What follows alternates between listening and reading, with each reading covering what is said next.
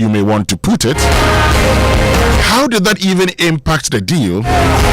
And was Ghana shortchanged as a result? So what happens to these persons who were tasked to actually ensure the interest of the nation, but may have ended up shortchanging Ghana?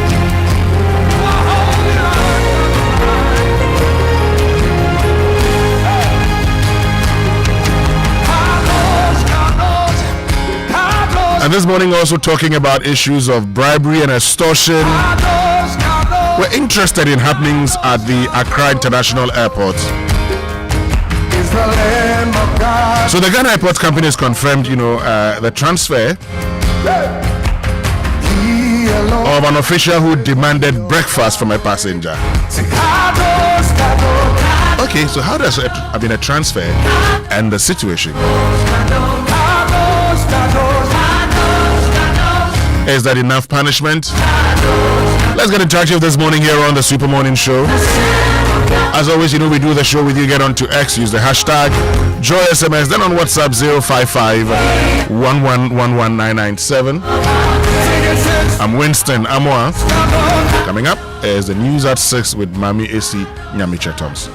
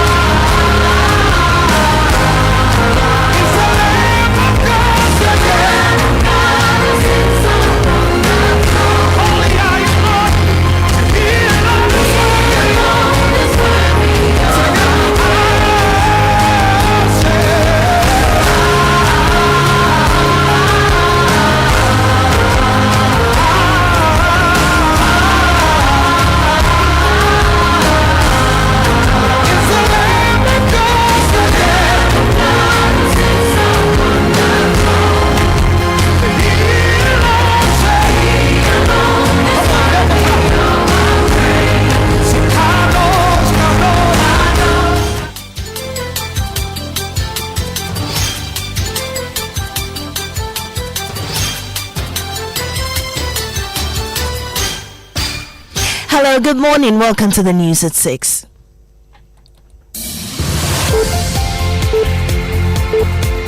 The news is live on Joy 99.7 FM, hits 103.9 FM in Accra, in Kumasi on Love 99.5, and in all 16 regions of Ghana via partner stations. We're also live on myjoyonline.com, X Spaces, and YouTube. This morning, calls grow for the arrest of former Power Ministry officials, MPs, and other public officers implicated in the 2014 Asker bribery scandal following the Attorney General's probe triggered by the U.S. conviction of former TOR MD Asante Kweku Berko. They must have the list of the individuals. Absolutely. They were part of all of this. Right. So they should pursue them immediately. They should absolutely pursue them. Also this morning, the NPP demands President Mahama does not assent to the cocoa bill, warning rushed legislation could hurt farmers and Ghana's cocoa sector for generations to come. We urge His Excellency the President to withdraw assent to the Ghana Cocoa Bill 2026 and return same to Parliament for broader stakeholder consultation. In business, bulk oil distributors fear Ghana could be hit with some fuel supply challenges from October this year. And also, police arrest 2 brothers in Deadly Beach Drive estate shooting. The police say the suspects are linked to the attack that killed a 54-year-old man and injured his wife. These and more with me, Mami AC Nyamiche Thompson. Do stay for details.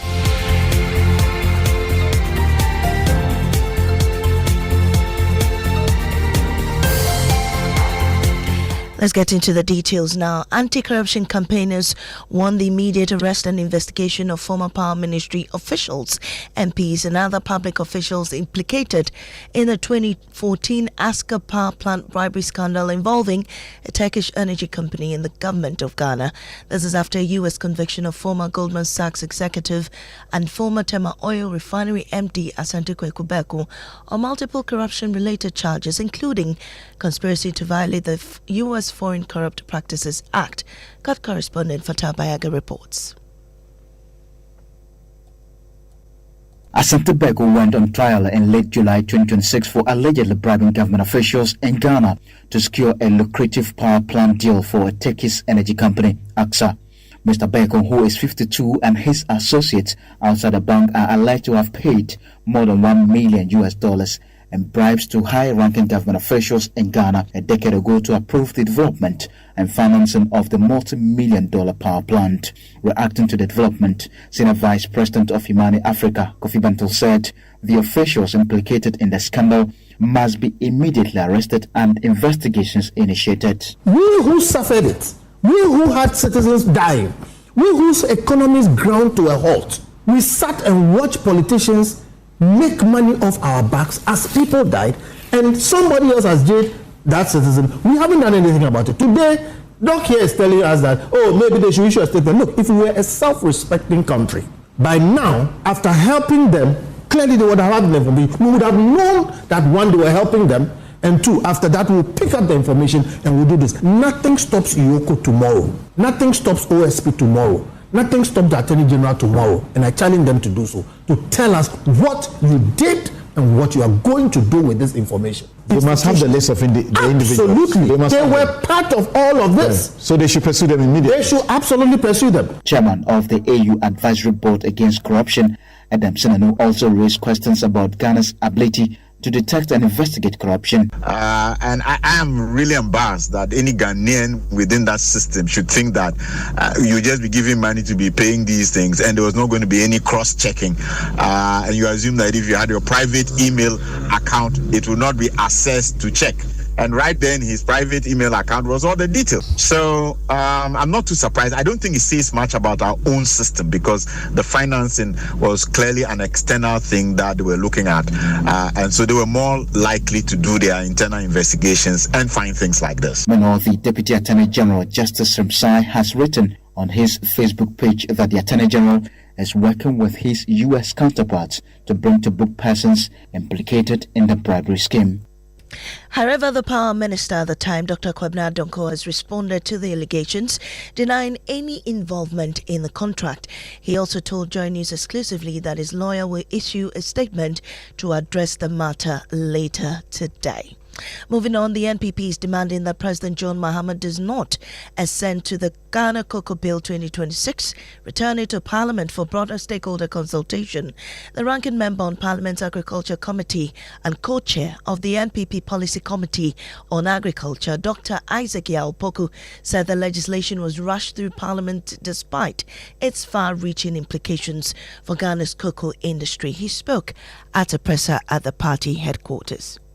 We urge His Excellency the President to withdraw assent to the Ghana Cocoa Bill 2026 and return same to Parliament for broader stakeholder consultation. We also ask Parliament to remove or substantially narrow the ministerial exception in Clause 4B so that any expansion of Cocoa Boss mandate requires an enactment. We also ask Parliament to clarify on the face of the bill that external marketing of cocoa remains vested in the cocoa marketing company, or state expressly the government's intention regarding clause 59(1)(e).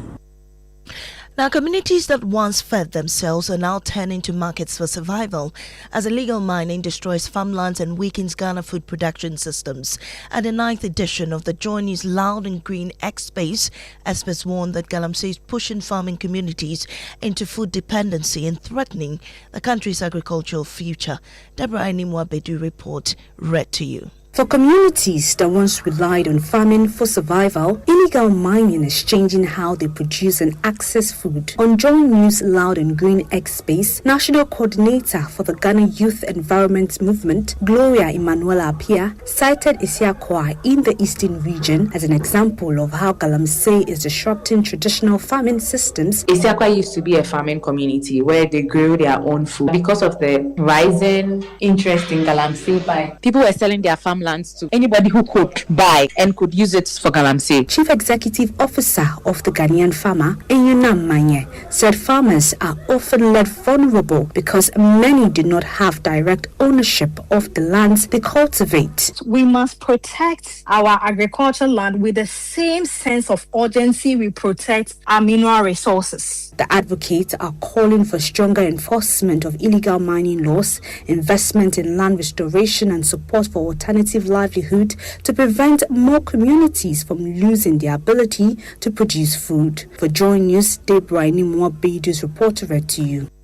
Now, the Accra Regional Police Command has arrested 2 brothers in connection with the shooting of a 54-year-old man and his wife at Beach Drive Estate, Tuba, near Weja.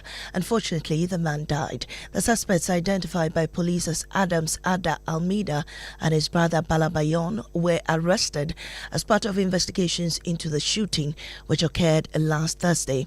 In a statement issued on Sunday, the police said the arrests were carried out with assistance from the cyber vetting and enforcement team. We'll bring you more on that in subsequent bulletins. Right now, let's do the National Science and Math quiz.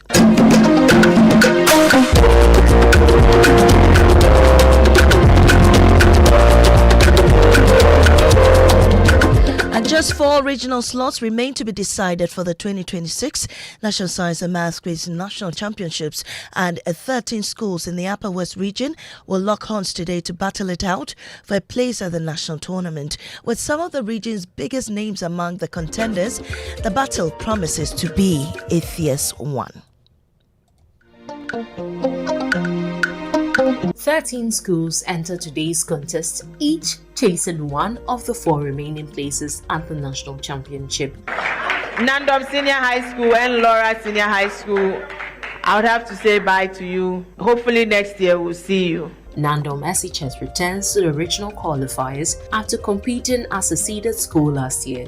St. Francis Xavier, 1 propanol and 3 propanol are position isomers. True.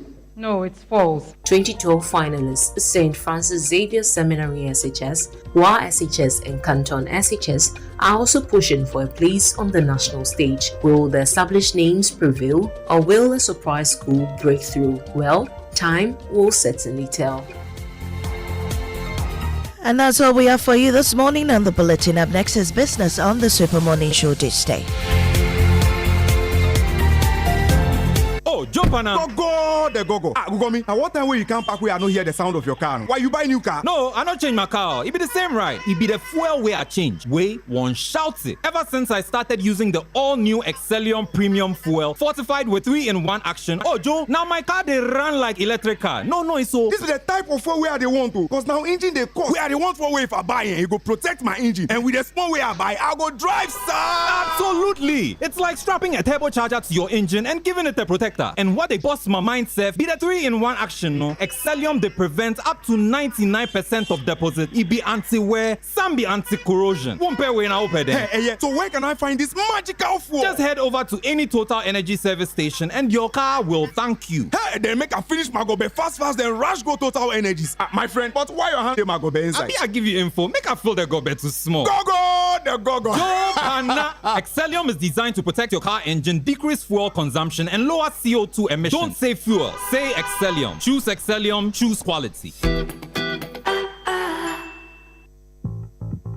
When I say ABSA, you say yes. ABSA Bakiti, we go say yes this 2026 till your jobs start dropping down. Yes, you listening to me right now. I know you get dreams. A work is here, and they work it well. Like me, I want to buy that Porsche car I've been dreaming of. I move into my dream house. No landlord will say me. Join the ABSA family and let's help you say yes to your dreams with tailored banking solutions from loans, mortgages, credit cards to digital banking and more. Make 2026 the year of yes with ABSA. Your story matters. Who dey brass? We dey brass them. Who dey brass? We dey brass them. Who dey brass? We dey brass them. Brass your teeth. Brass your teeth every day and night. After eating before bed. Brush the germs away. The sugar germs, we go brush them. Fufu germs, we go brush them. Rice germs, we go brush them. We go. When it comes to your teeth, Fano World Cup. Brush them twice daily with Pepsodent, now in limited edition packs. This advert is FDA approved.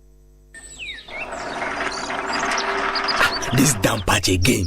Ebo, look at this wall. Every few months, the same damn patch comes back. I've painted it twice already. What is all this? Kofi, you can't fight moisture with paint too. The problem is inside the building itself. Yes. So what can I do? The house is already finished. Simple. Gasem Super Strong Waterproof Cement is a new cement with built-in water protection technology. Water protection? Yes. So it's just for repairs? No, my friend. That's the difference. Use it to fix dampness and seepage. Or use it for new buildings, foundation, block work, plastering. One cement that builds and protects. Wow. Gasm Super Strong Waterproof Cement. The one cement that builds and protects. Build it right once. Gasm, the nation builder.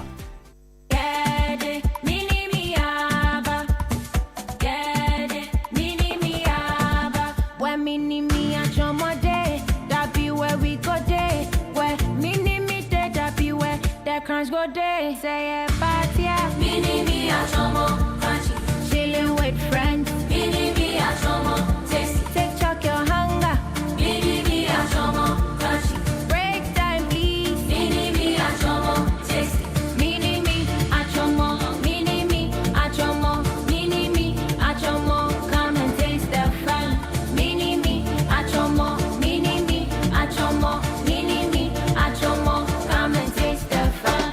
For the laughter, mini, mini, mini, mini, a chomo. All the parties, mini, mini, mini, mini, a chomo. Let's go dancing, mini, mini, mini, mini, a chomo. Taste the fun, mini, mini, mini, mini, a chomo. This advert is FDA approved. Cast your mind back to 2022. The prices were rising.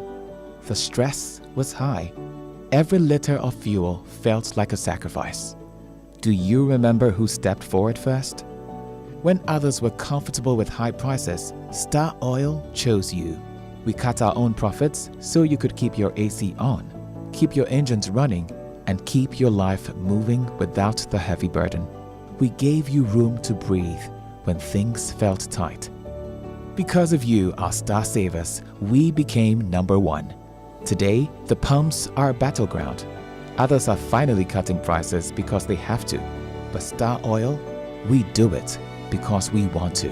Don't just chase a price, remember a friendship. We were there for you then, and with new innovations coming your way, we are here for you now. Star Oil, still quality and affordable fuels for all.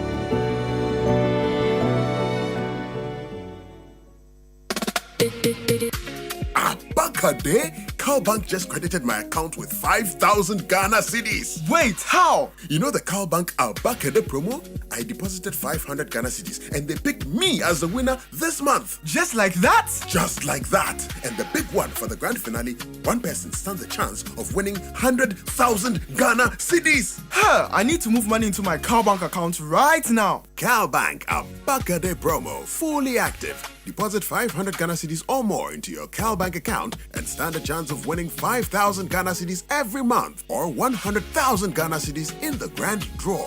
The more you deposit, the better your chances of winning. Promo runs from 1st August to 31st October. Cowbank, forward together. Terms and conditions apply. This campaign is regulated by the NLA on the Caritas platform.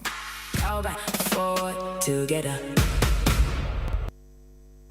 Welcome back, and thank you very much for staying with us here on the Super Morning Show on Joy 99.7 FM and the 6 a.m. news brought to us by Absa Bank Ghana Limited. Your story matters.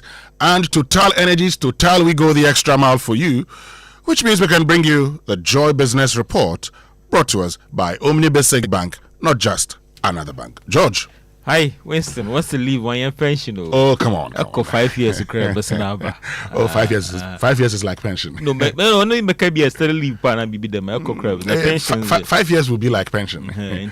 But it's just only 10 days. Oh, don't remember said the leave 1 year pension. I've been away for 10 days. Okay. But it's good to be back. I've missed all of you. No, we've also missed you as well. And I've missed, having these discussions. But whilst you were away, God was still taking good care. Very, very important that children. The Almighty God continues to take very, very good care of all of us. So I know that God is taking care of you, and so you're fine. You're fine, aren't you? Because I know, of course. Yes, God is still taking very good care. Is sufficient for us. I like that. I like the fact that despite all the troubles here, we're going through. God has been good to us. Well, talking about troubles, I'm sure there are many people today who are interested in the ruling, by the U.S. courts. Now, the fact that they found Asante Kweku Berko, one time he was a CEO of TOR, guilty of paying bribes to some Ghanaian officials for a power deal. And George, they termed it as holy rain. I don't know. Holy rain sounds spiritual, but hey, in this case, it's just a bribe. Okay? And this morning, we're going to be sharing with you what we know so far. We're also going to be breaking down the judgment. I mean, I have the 29-page, document here with me. Yes, the United States District Court, Eastern District of New York, against Asante Kweku Berko, and the grand jury charges. It will tell you all the things that he did, at what point, and the persons who were paid money, and what their positions were. A lot of work. I mean, reading some of the stories. I mean, the covert operations and all the rest, the telephone conversations, the emails. Yeah. And also, it will be important to talk about the collaborations also with, Ghanaian officials. You've seen the statement from the Office of the Special Prosecutor, how they collaborated with the, U.S. authorities in doing all of this. But the key question will be, okay, after the collaboration, what next? At least we know the facilitator gets to, spend some time in jail. He'll be sentenced in November. What happens to the Ghanaian officials? Well, the Attorney General says he's going to be looking at it. So, okay, we'll get into it here on the Super Morning Show. But this morning also, we're interested in, happenings at the Ghana Airport Company Limited. Those who have been asking for breakfast. But look, it mustn't end at the Ghana Airport. It's bad when, the first point of entry, you find people, something small for breakfast, and it's bad. No, the washrooms are even worse. When you go to the washroom, those who are standing by, sometimes.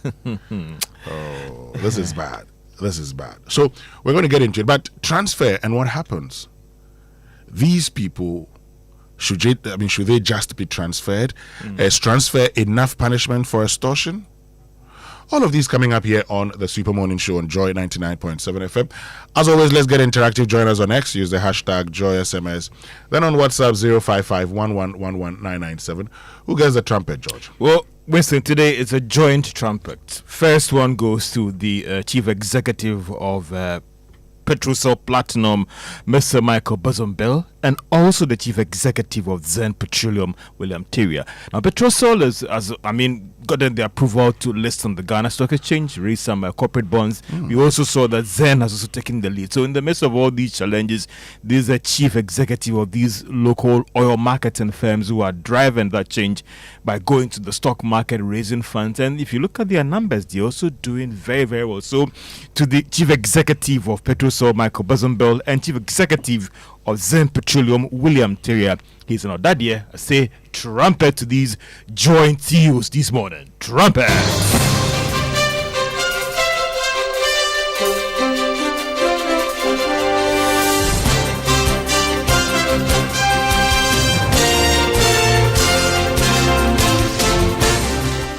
Good morning and welcome to the Joy Business Report. Coming up, bulk distributors fear Ghana could be hit with some fuel supply challenges from October this year. We're getting you more on the conditions. IMF keeps Ghana's end-year growth at 4.8% despite recent threats to the economy and unfavorable global conditions. And Chief Executive of Kojo Asante describes Bank of Ghana's payments made to the institution is for services rendered and not free money.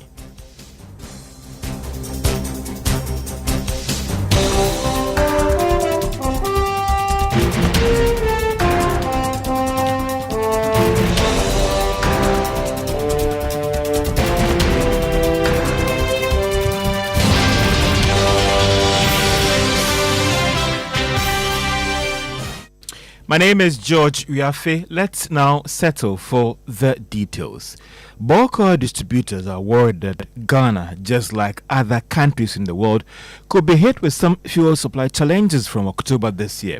Now, this is based on fresh developments on the world market that could affect global supplies. Chief Executive of the Chamber of Bulk Oil Distributors, Dr. Kweku Berko, however, says that he trusts that Ghana will definitely find a solution to the challenge. We all anticipate that October, if things doesn't wrap up, October is going to be tighter because from all the outlooks, Europe, America, per their own guidelines, everybody has gone below the 70% threshold that they are supposed to have in as a buffer stock.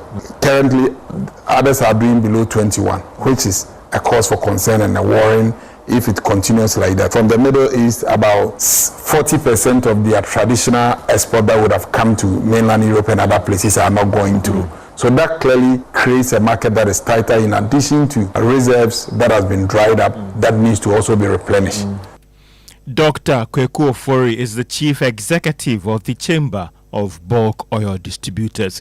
Now, still on the sector, Energy and Green Transition Minister John Jinapor has indicated that the current subsidy on diesel will be subject to review by the end of this month. It follows push for the program to be extended, as well as concerns from the IMF about the impact on Ghana's finances. But in a Facebook post, the minister indicated that the review will be influenced by prevailing market conditions and other factors.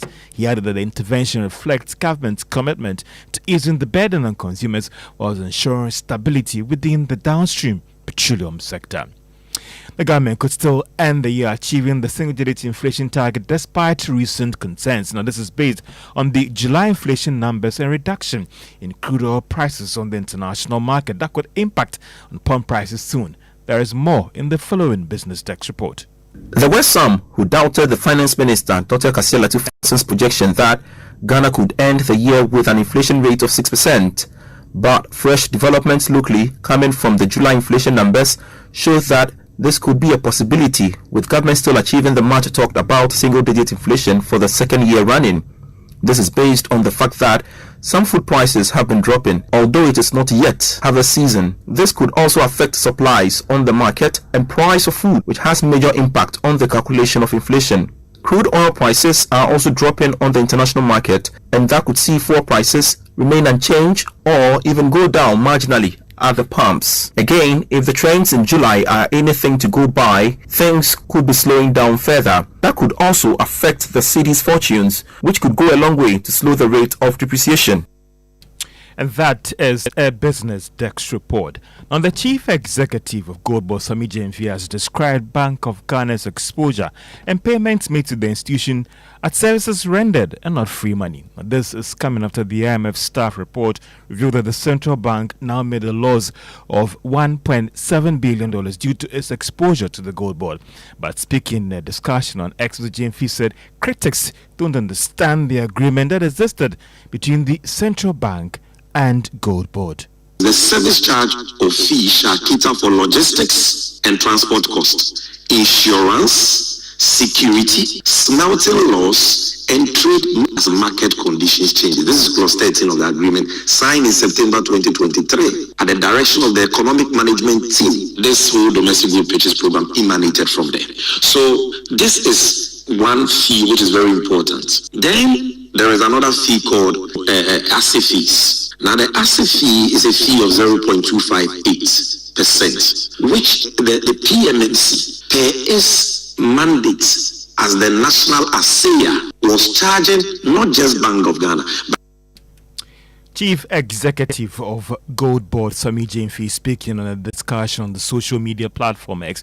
Meanwhile, the Bank of Ghana has also ended the domestic gold purchase program deal with Gold Board and also halted all service payment to the institution. Now, for more analysis of Gold Board's operation, why don't you join us on Beyond the Numbers at 1 p.m. as we have a one-on-one engagement with the Chief Executive of Gold Board, that is Sami Jamefi. He will be appearing live in studio on the Beyond the Numbers program at 1 p.m. on Joy News. The government extended its Treasury bills target by 73% with the year-on-year bill yielding inching up. According to the auction results from the Bank of Ghana, most investors once again bought more of the 364-day bill due to its high interest. There is more in this report.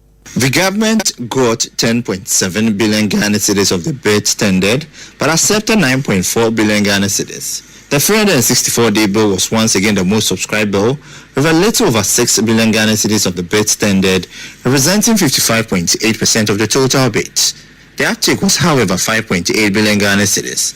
The 182-day bill received bids of 1.9 billion Ghana cedis. A little above 1.1 billion Ghana cedis of the bids were accepted. For the 91-day bill, 6 billion Ghana cedis of the bids were tendered. A little above 5.8 billion Ghana cedis of the bids were accepted. Meanwhile, interest rates were mixed on the yield curve. The yield on the 91-day bill dropped by 14 basis points to 5.62%. That of the 182-day bill also declined to 7.52% from the previous weeks of 7.64%. However, the yield on the 364-day bill surged by 2 basis points to 12.98%. And that was a business desk report. Now, oil marketing firm Petrosol is set to list some 200 million Ghana cedis corporate bonds on the Ghana Stock Exchange on August 24, 2026. Now, this is coming after it cleared all the necessary regulatory hurdles as well as the approval. Petrosol might be one of the few indigenous oil firms to go this way by raising corporate bonds to finance its operations. Now, the International Monetary Fund has stated that it still expects Ghana to end the year with a growth rate of 4.8%. Now, this is despite fresh global development that poses major threats to the economy.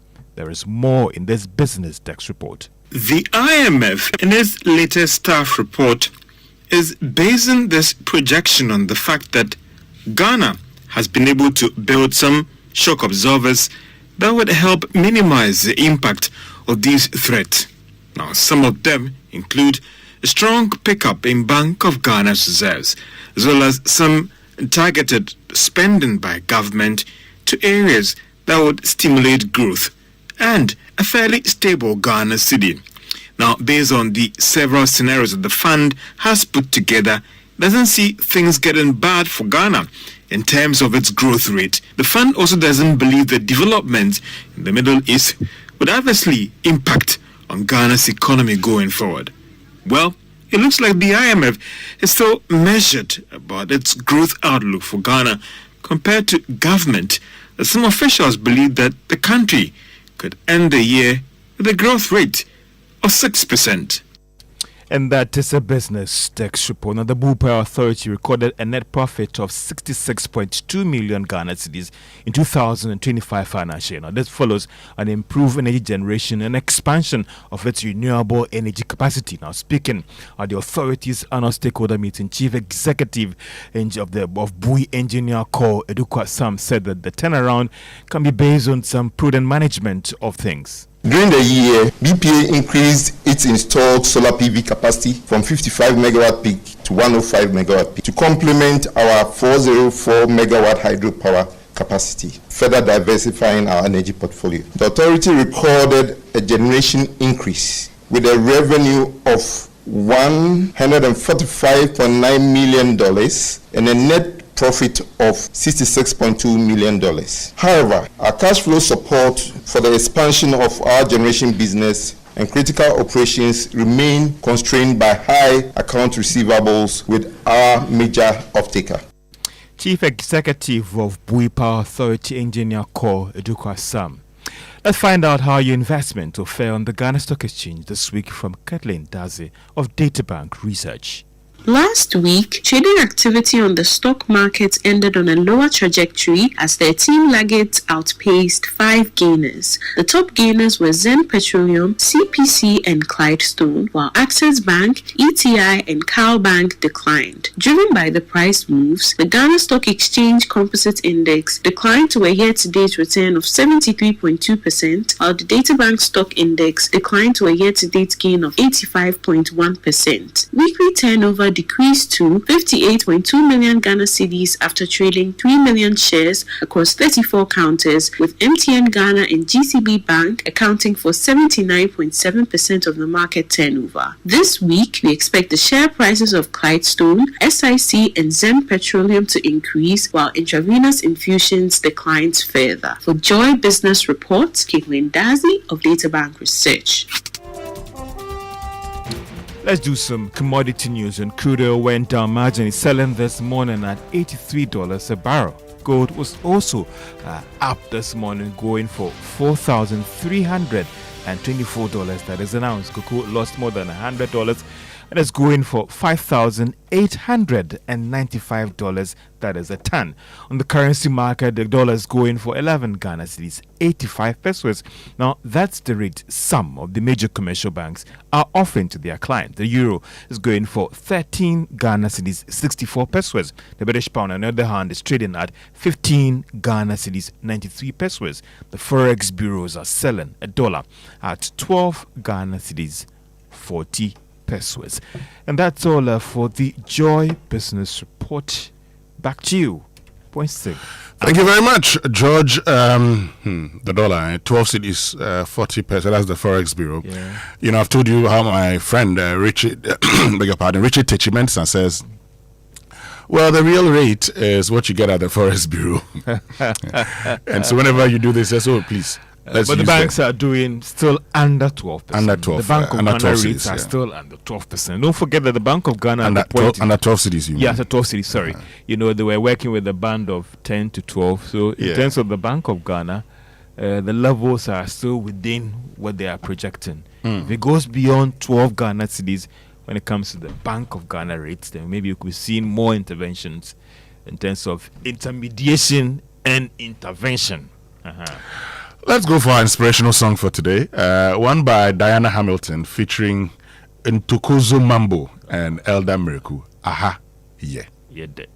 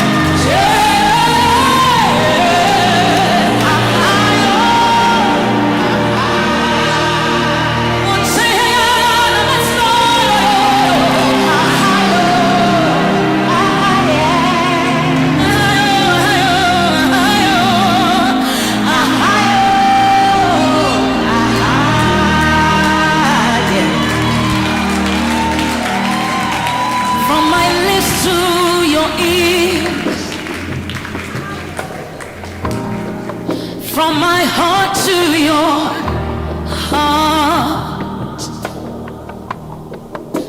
it's just you and I don't wanna depart. Undivided attention.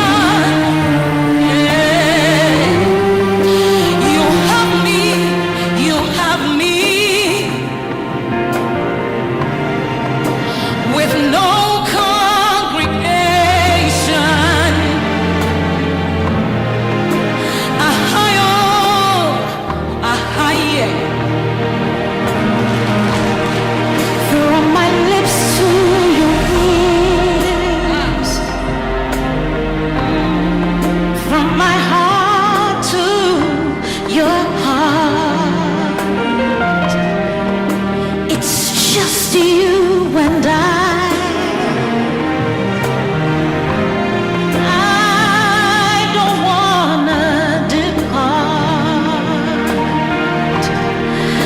Yeah, so that's Diana Hamilton. Ahaye. George, it's not Ahaye there. I don't know where you slept yesterday. There's another one she did with one of the male gospel musician, the same Diana Hamilton, where she was talking about the present. I mean, Psalm 91. I'll stay under. Yeah, forgotten that title, but yeah, it's different from this one. Yeah, but not a bad one.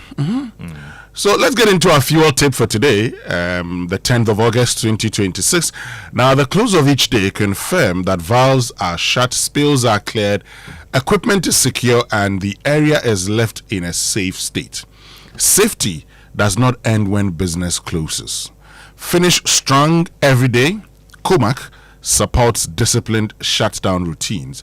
And this is brought to us by the Chamber of Oil Marketing Companies, Comac, which means we can learn how to say it right. It's brought to us by Kingdom Books at Kingdom. Quality and affordability are their hallmarks, and Societe Generale Bank Ghana. The future is you. Something must be done. You say either, I say either. How would you pronounce this word? H-A-L-F. Did you say half? Well, it's actually half. The L is silent. The same rule applies to the plural, halves, and the verb, have. All of them are pronounced with a silent L. Half, not half. Half. It comes from an old Gothic word, halb, spelled H-A-L-B, also pronounced with a silent L. It means side or part. Interestingly, back then, it didn't necessarily mean one of two equal parts. It just referred to any part of a whole.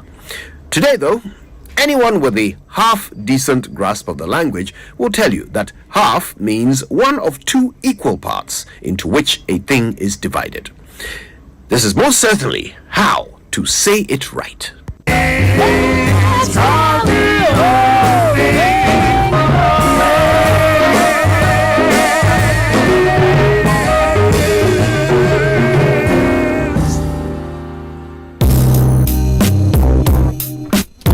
So now you know how to say it right. Okay, so go ahead and say it right as half, not half. You know, it's interesting, George. In a country where, particularly in the Akan language, L is you don't have L in, and so they will struggle with the pronunciation.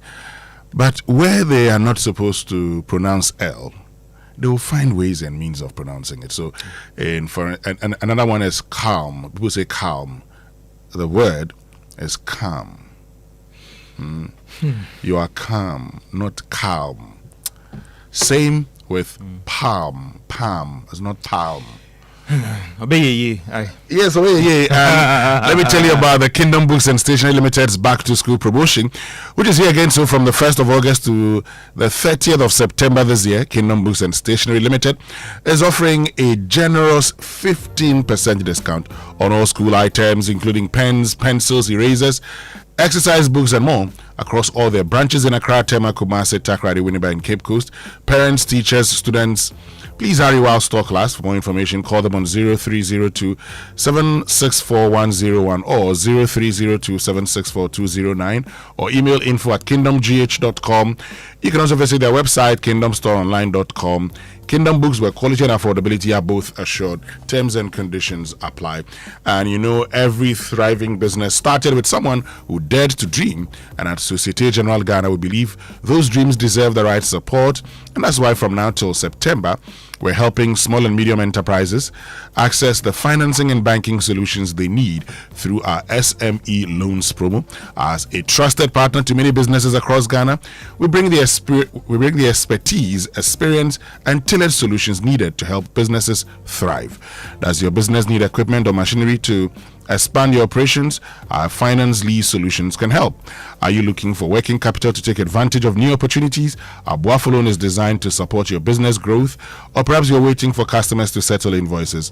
Our factoring and invoice discounting solutions can help you unlock cash tied up in receivables, while our business accounts provide the banking support your business needs to succeed. Whatever your business goals, Societe Generale Ghana has the expertise and solutions to help you achieve them. Visit the nearest Societe Generale Ghana branch today or visit societegenerale.com.gh for more information. You can also call 0302-214-314 from now till September to learn more about the SME loans promo and discover how we can support the next chapter of your business. Societe Generale Ghana, the future is you, which means we can bring you the newspaper review brought to us by Syntex Tank, a strong, a tough, Kel Chaco Toothpaste, Happy Smile, and Star Oil, quality and affordable fuel for all. Let's start with you, George. The Daily Graphic leads story: Cocoa Board floats local bonds, targets 16 billion Ghana cedis annually to finance cocoa purchases. Standard Chartered Bank pays out 673.48 million Ghana cedis in dividend. And Gamanche comments MEF, that is for strong performance. And also, these are some of the lead stories on the front page of the Daily Guide.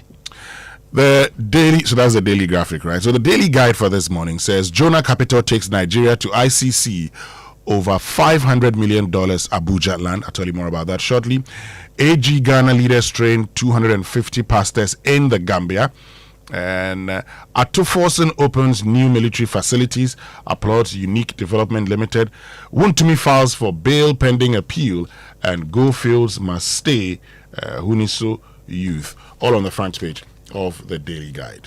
Let's do the graphic business, and the lead story on the front page: MTN mobile money floats hit 38.4 billion Ghana cedis, second only to GCB, and beats all the other commercial banks in the country. And also another story we have here on the front page you're looking at: has football's soul been saved from the business spree? It's a story that is looking at the current challenges facing the president of FIFA. GCTU Pentecost University advanced to the Southeast Zone semi-finals, and that is the tertiary business sense challenge. These are some of the lead stories on the front page of the graphic business.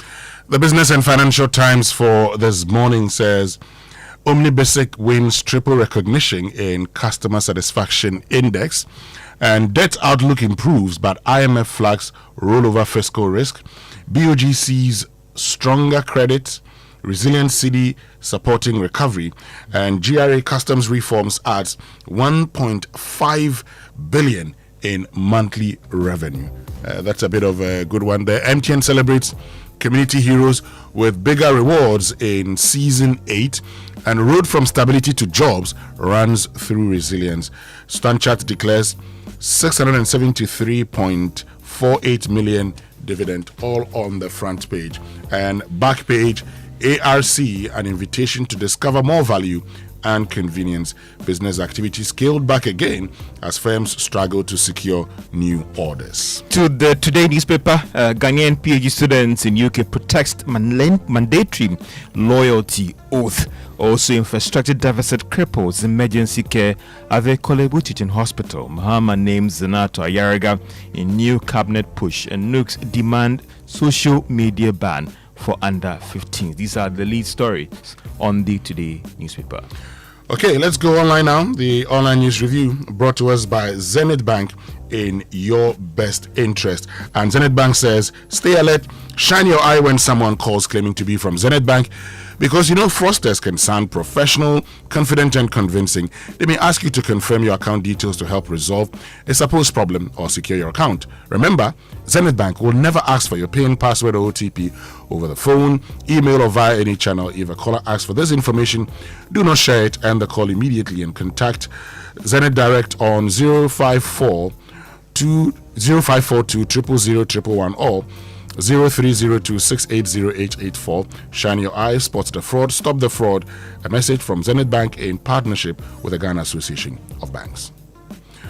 So let's try and get some details on that. Before we do, let's go online, and I'll share with you stories from citynewsroom.com. Before you come in with that of my jaw online, we'll protect the city, sustain economic stability. BOG governor and OSP provided key evidence in U.S. conviction of former TOR MD Asante Kweku, and 10 major changes the new cocoa board bill brings to Ghana's cocoa sector. ECG announces 4-day power outage in parts of Accra East. And finally, freight forwarders demand strict enforcement of 720 cities container charge cap. Yes, let's get to myjoyonline.com. George? Yeah, so my Joy Online lead stories. Mutual trust drives my work relationship with Mahama. So says Opoku Ajiman. And also government must prioritize essential services amid debt pressure. This says the Vice President Opoku, Professor Opoku Ajiman. And also Mahama will reassign ministers based on performance and suitability. And that is coming from Inusa Hussein. And police arrest 25-year-old man over attempted armed robbery in the Ashanti region.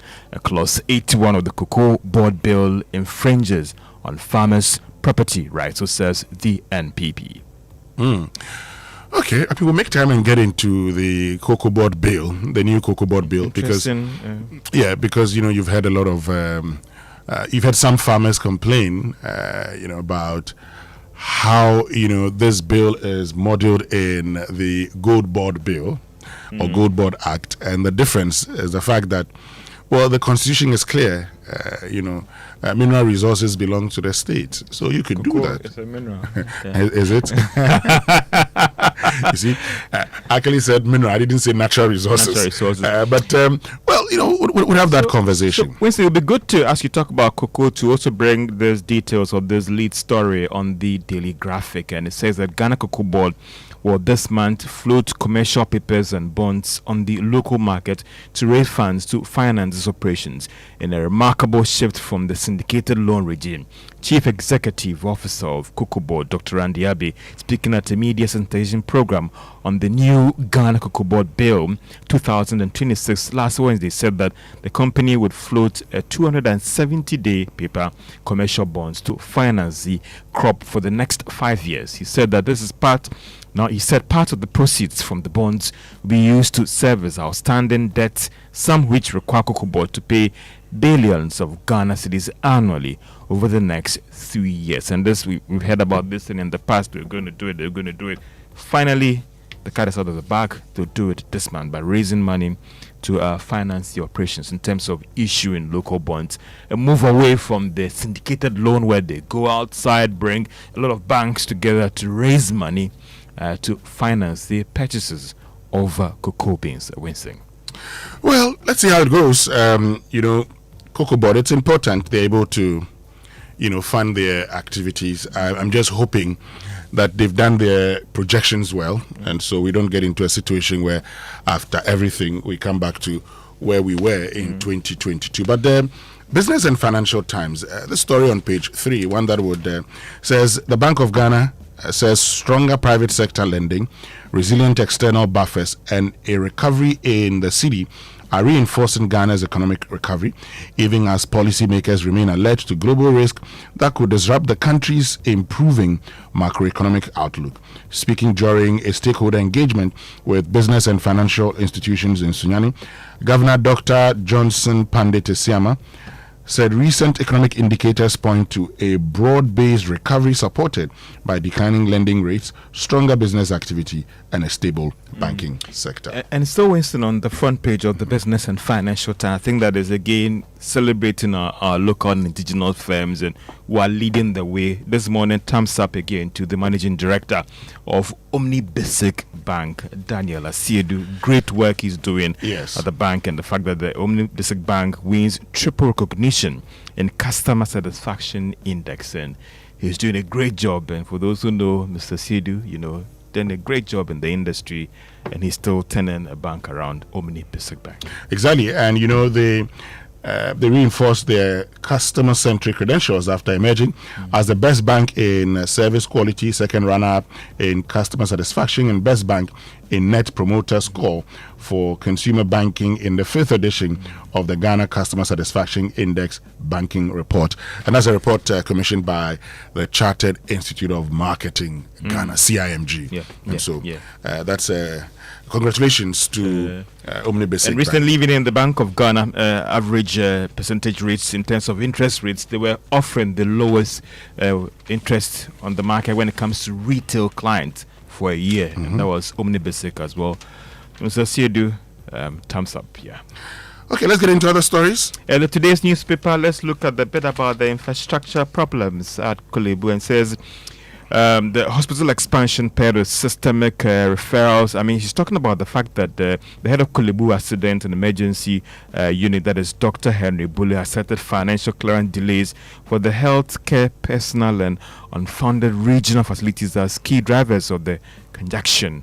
And he advised policymakers to prioritize healthcare investment at the district level, building to absorb patient volumes and safeguard timely emergency response. Tabule made these observations in an interview with the media in Accra, citing the gap between population growth and expansion of healthcare infrastructure as a major challenge facing the country's health sector. And I think that we need to really do more in terms of expanding our healthcare facilities in the country, because see, when you are unconscious, you don't determine whether you go to that private facility or you should be taken to Kolebu or a polyclinic, and you will never know. Exactly, and it's something we need to work on. But page 6 of the Daily Guide, okay, Jonah Capital takes Nigeria to ICC over $500 million Abuja land.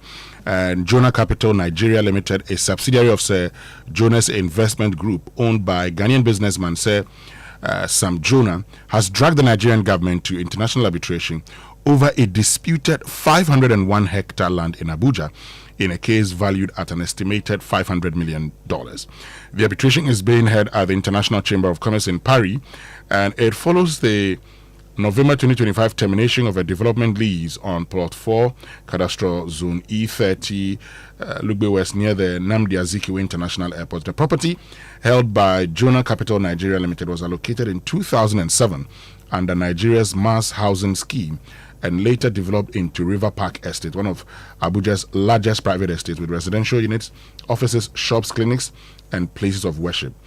Jonah Capital claims its lease is valid until June 2030 and that Nigeria breached the agreement. In its filing, the company accuses the Federal Capital Development Authority of failing to provide the basic infrastructure like roads, water, and electricity, forcing the developer to fund them. And it also alleges breaches of building approval fees and that authorities fenced off part of the land while arbitration is ongoing.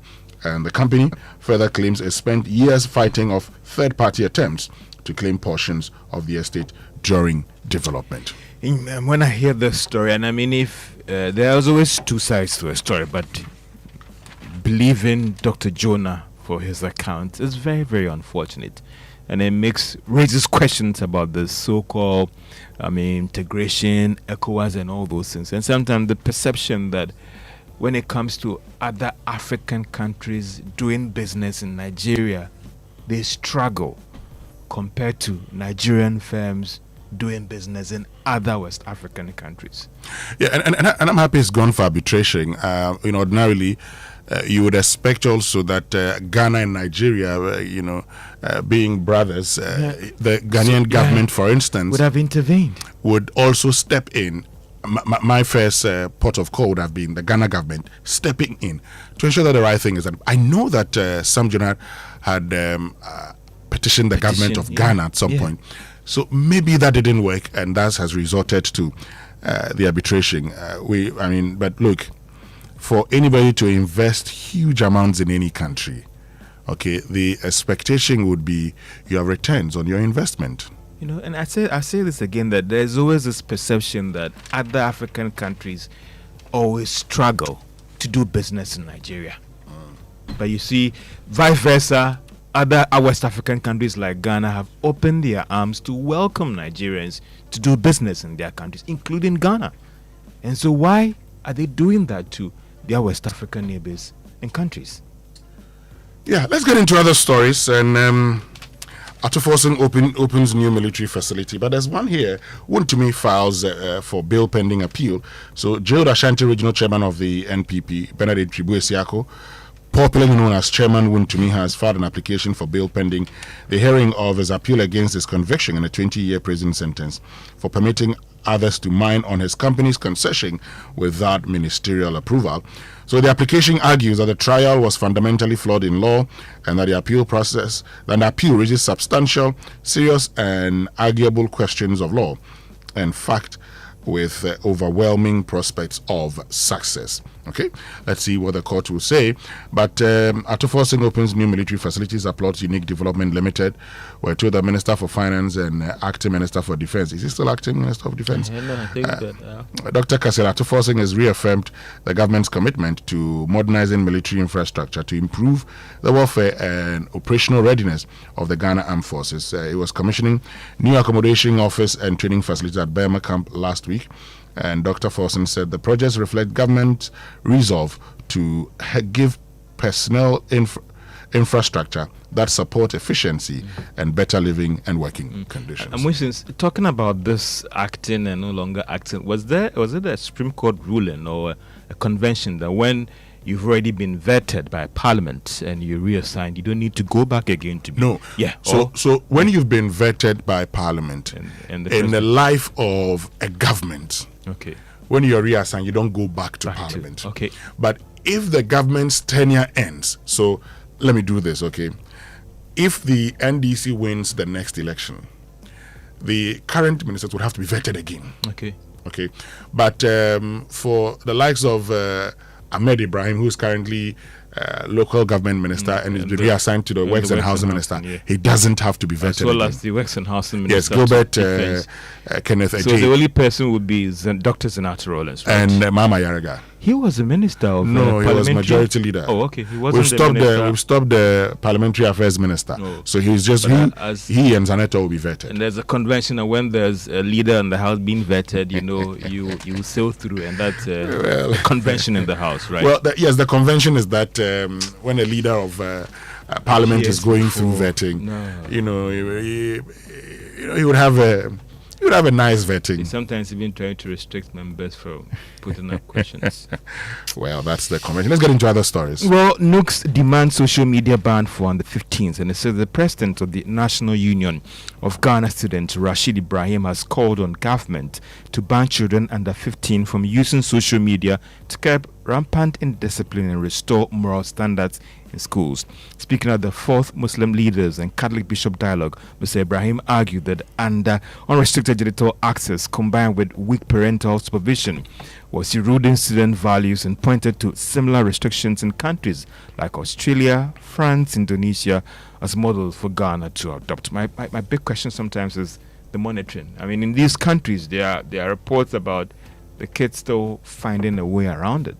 And I think that the pressure that should be brought on these social media managers and all the rest, in terms of the companies itself, in terms of the restrictions they can put in place to check, rather than a country banning it as a whole, because in these countries the young ones are still finding a way around it. But George, look, this is one thing that needs broad-based consultations and discussions, and I'll tell you why. Because there are times you probably would find your child, sometimes you're giving them, how do you call it, a tablet. The schools say, oh, we want to do coding and all those things, so you get a tablet for them. But they go to school and they come home. Over the weekend, you say, oh, get your tablet, you want to make sure that, they have access to YouTube for kids and all of those things. But there are, however, times that in today's world, they go into other pages that you, the parent, may not be aware. Okay, so it's important we look at it. And this is the other thing. A lot of blackmail sites, if you do this, then subscribe, like this, do that. I have, there was a time I saw my son and he was asking me, I asked him to bring his tablet, so I check what he's watching. Yes, because you need to be sure.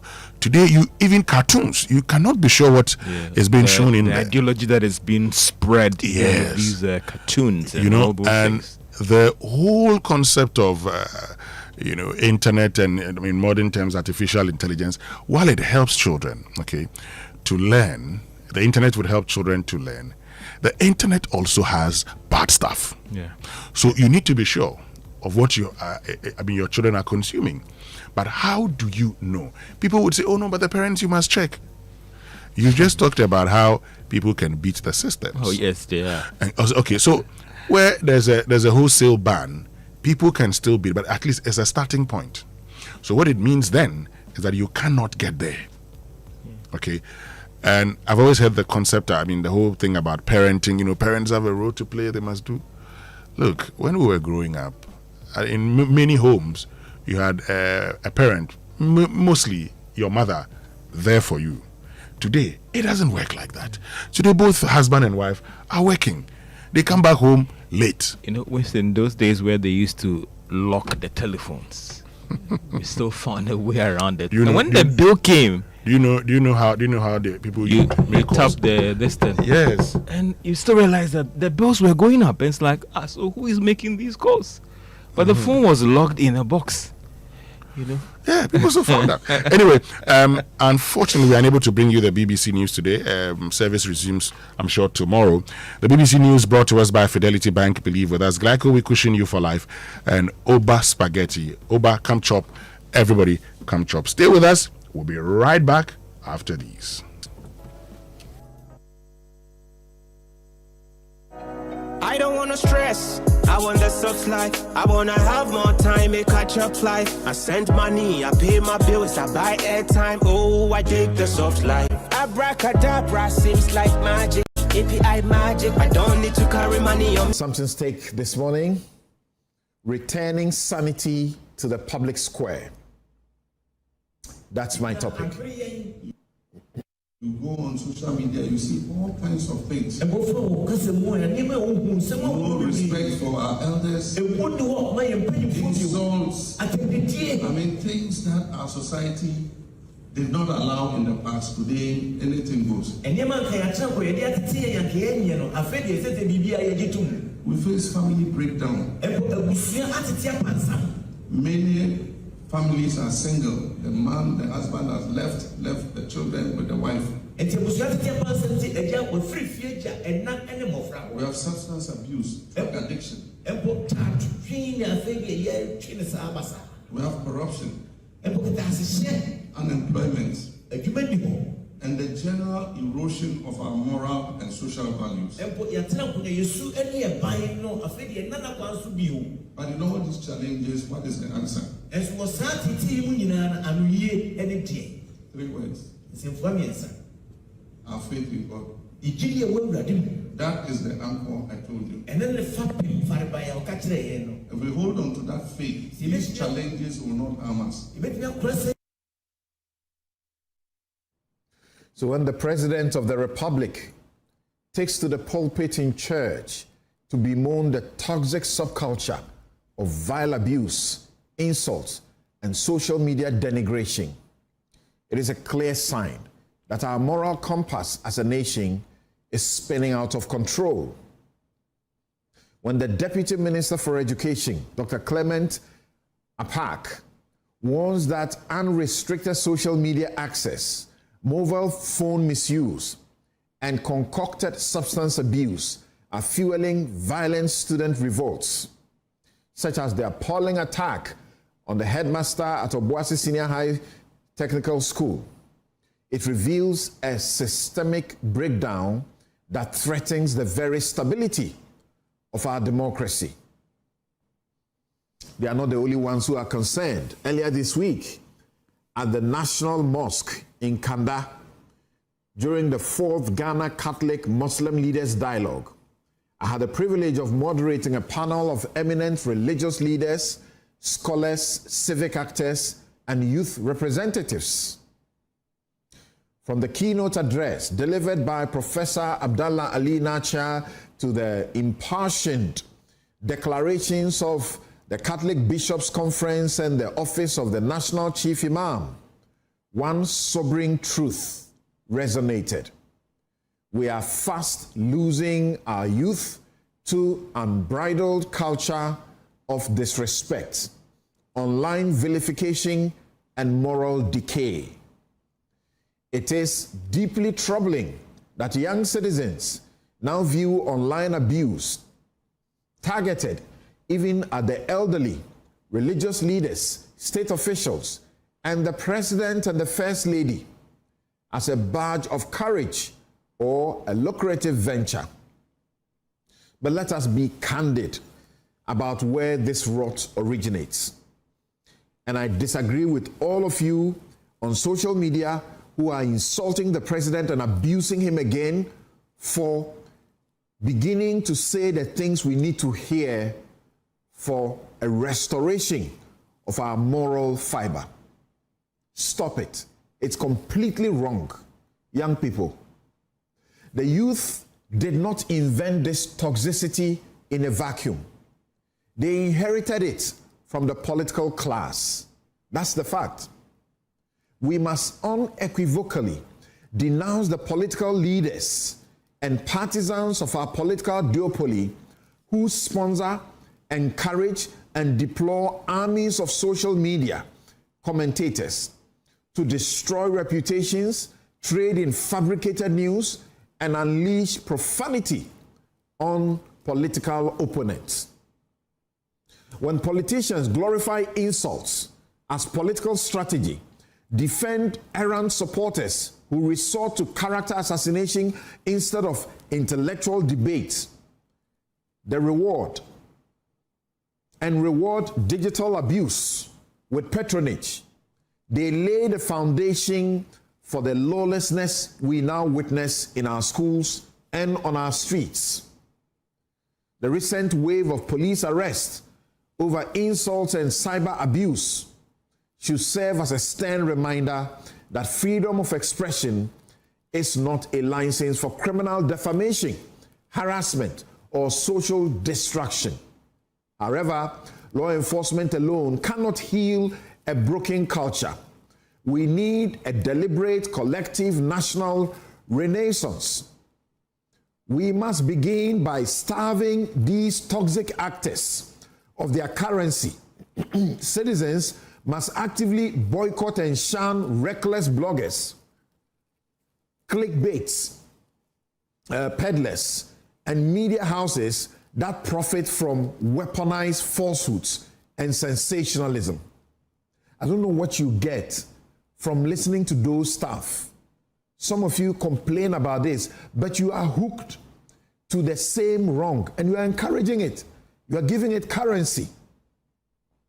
State regulators and educational authorities must heed the urgent call of our religious leaders to restore moral discipline and institutional governance in mission schools. They are asking for the return of the mission schools to them so that they can have control and give up what we used to know about the mission schools.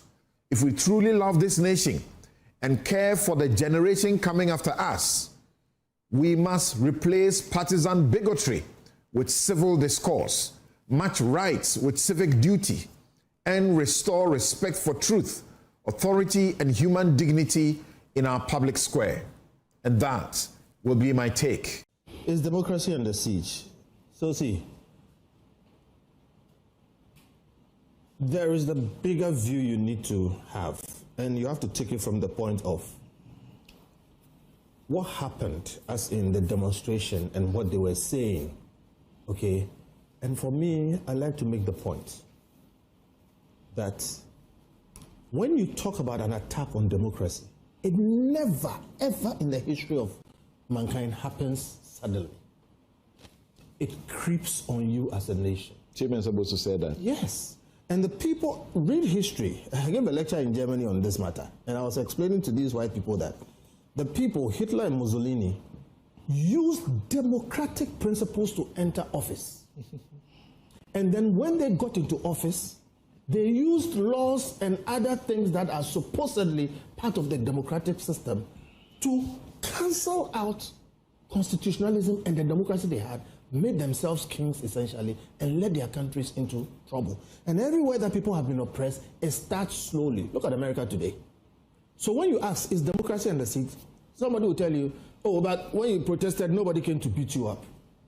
Look, this is an improvement, because I was beaten up.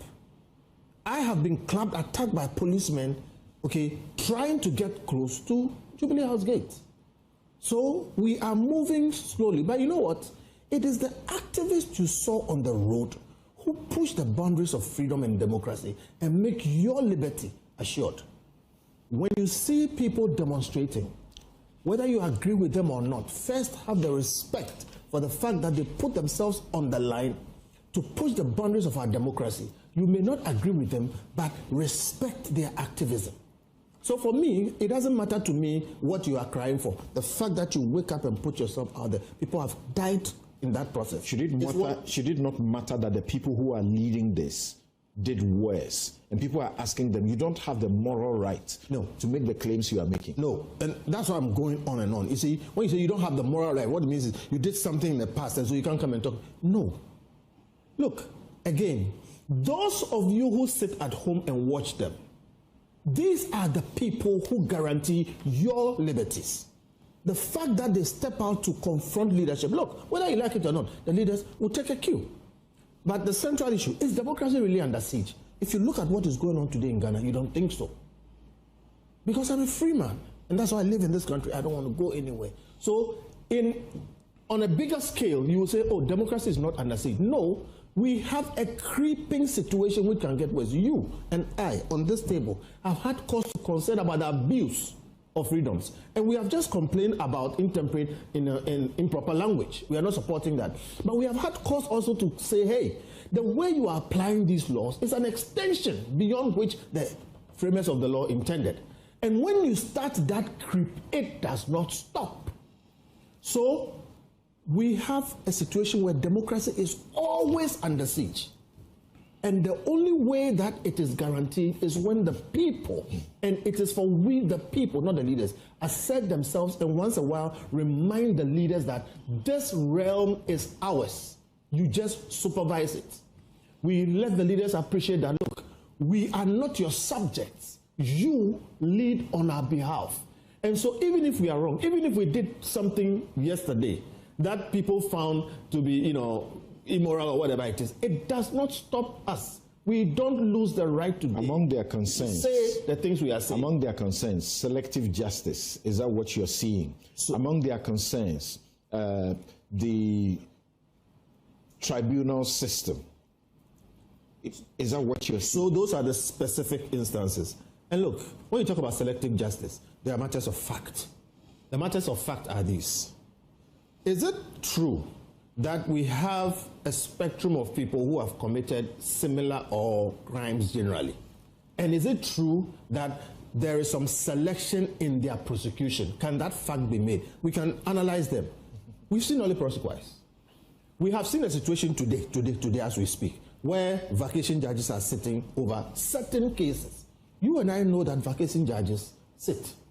When the courts go on vacation, by the way, I don't think it's a good thing. It was a colonial relic to allow the white judges to go back and enjoy their holidays every summer. But we have just copied it. I don't see why the whole judicial service should go on leave. We can have, some sort of, planning and facing of it. But it's not the whole judicial service that goes. I understand, but what I mean is for the court system, but that's another matter. My point is the lower courts continue to work. Yes. The judicial service staff continue to work. Yes. And then the superior courts that get the legal vacation, there is a number that is left. Yes. And this time I think they are, what's the number again? I'll check. But sometimes they have been 12, sometimes they have been more than that. The point is, right, some always are left to continue to work. Right. But the general, we are all on holiday of sorts. My point is, today, there are questions of why are some people being singled out for that special treatment? So I think as a matter of... Kojo, thank you and good morning to my seniors. I will get to that. First of all, I think I would congratulate the MPP and all the citizens who joined them on a demonstration. One of the most potent tools in any democracy is protest. Sometimes when you are in government, and we've all been there, you find yourself in a bubble. If you don't take care, you will see things only as they appear to you, where you are. And protest sometimes pokes this bubble, busts it, and then you feel a certain new air, and you decide what to do. You see, it is always easy to justify these things when you are in government. Always easy. We've all done it before. Always easy to justify these things. But one of the things we've all learnt over the period is that these strategies adopted by the government are never sustainable. They have never been sustainable. It's just a matter of time. And Dr. Khalid will change this narrative completely. The demonstration had several issues underpinning it. All the issues Dr. Khalid raised, I think they all come under just one aspect of the demonstration. I look at the bigger ones first. We now live in a country where a woman who is in Yeji, a corn seller, has phone, has data, and is on an open source platform called TikTok. She believes that she lives in a democracy. She can express her view. She doesn't have access to Newsfile. She doesn't have access to Asempa. She doesn't have access to Joy Prime. Some sugar. And there's a statement in Ever.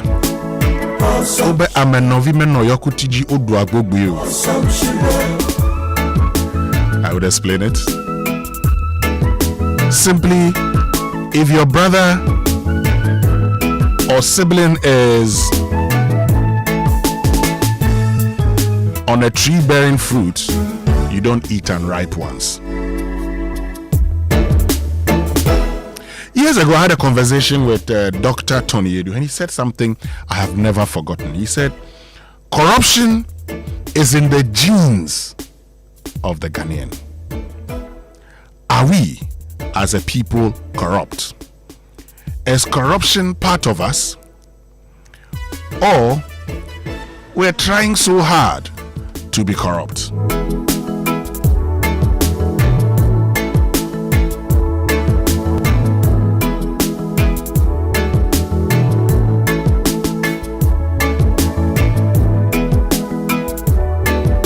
This morning we'll get into that conversation here on the Super Morning Show, because this every day, and you're driving, you meet a policeman, he says, oh, today is Friday, oh.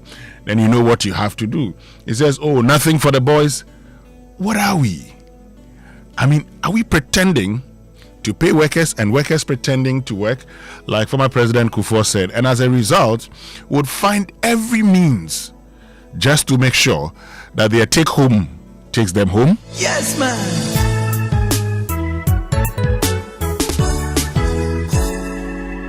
My love, I do you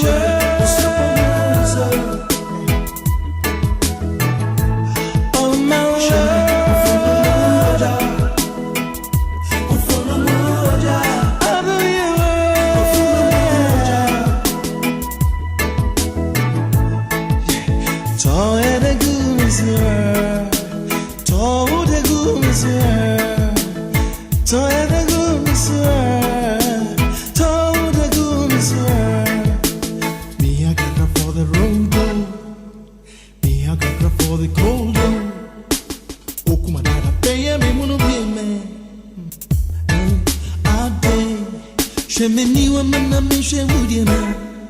to make up for the border man.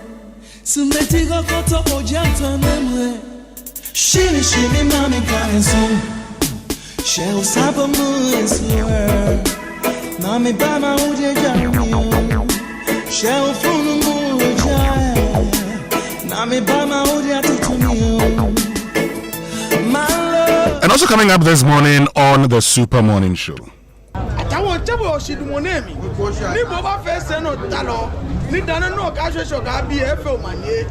In the national capital, Accra, there is a day when it can seem as though the city has been multiplied.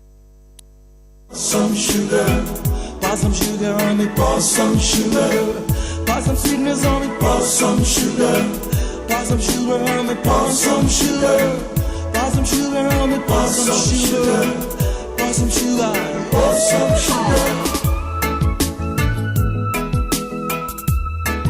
So still to come, sorry for that audio, but we're going to be talking about Kweku Asante Berko, because in the U.S. court, paragraph 44 of the judgment talks about the fact that on or about 17 August 2015, Co-conspirator 1 forwarded an August 4, 2015 email to co-conspirator 2 requesting payment of $250,000 in reimbursement for bribes personally paid to Ghanaian officials.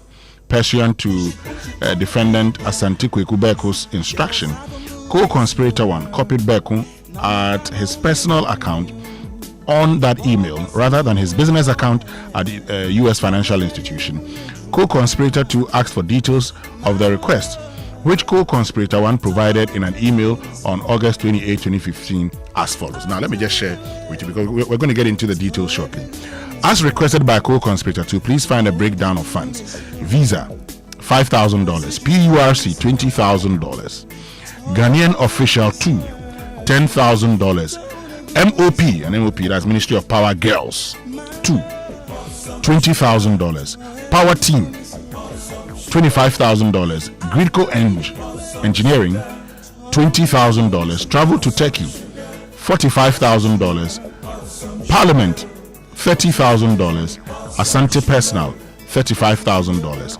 These are the substantial payments made. Kindly perform your magic. Okay. What magic are we talking about here?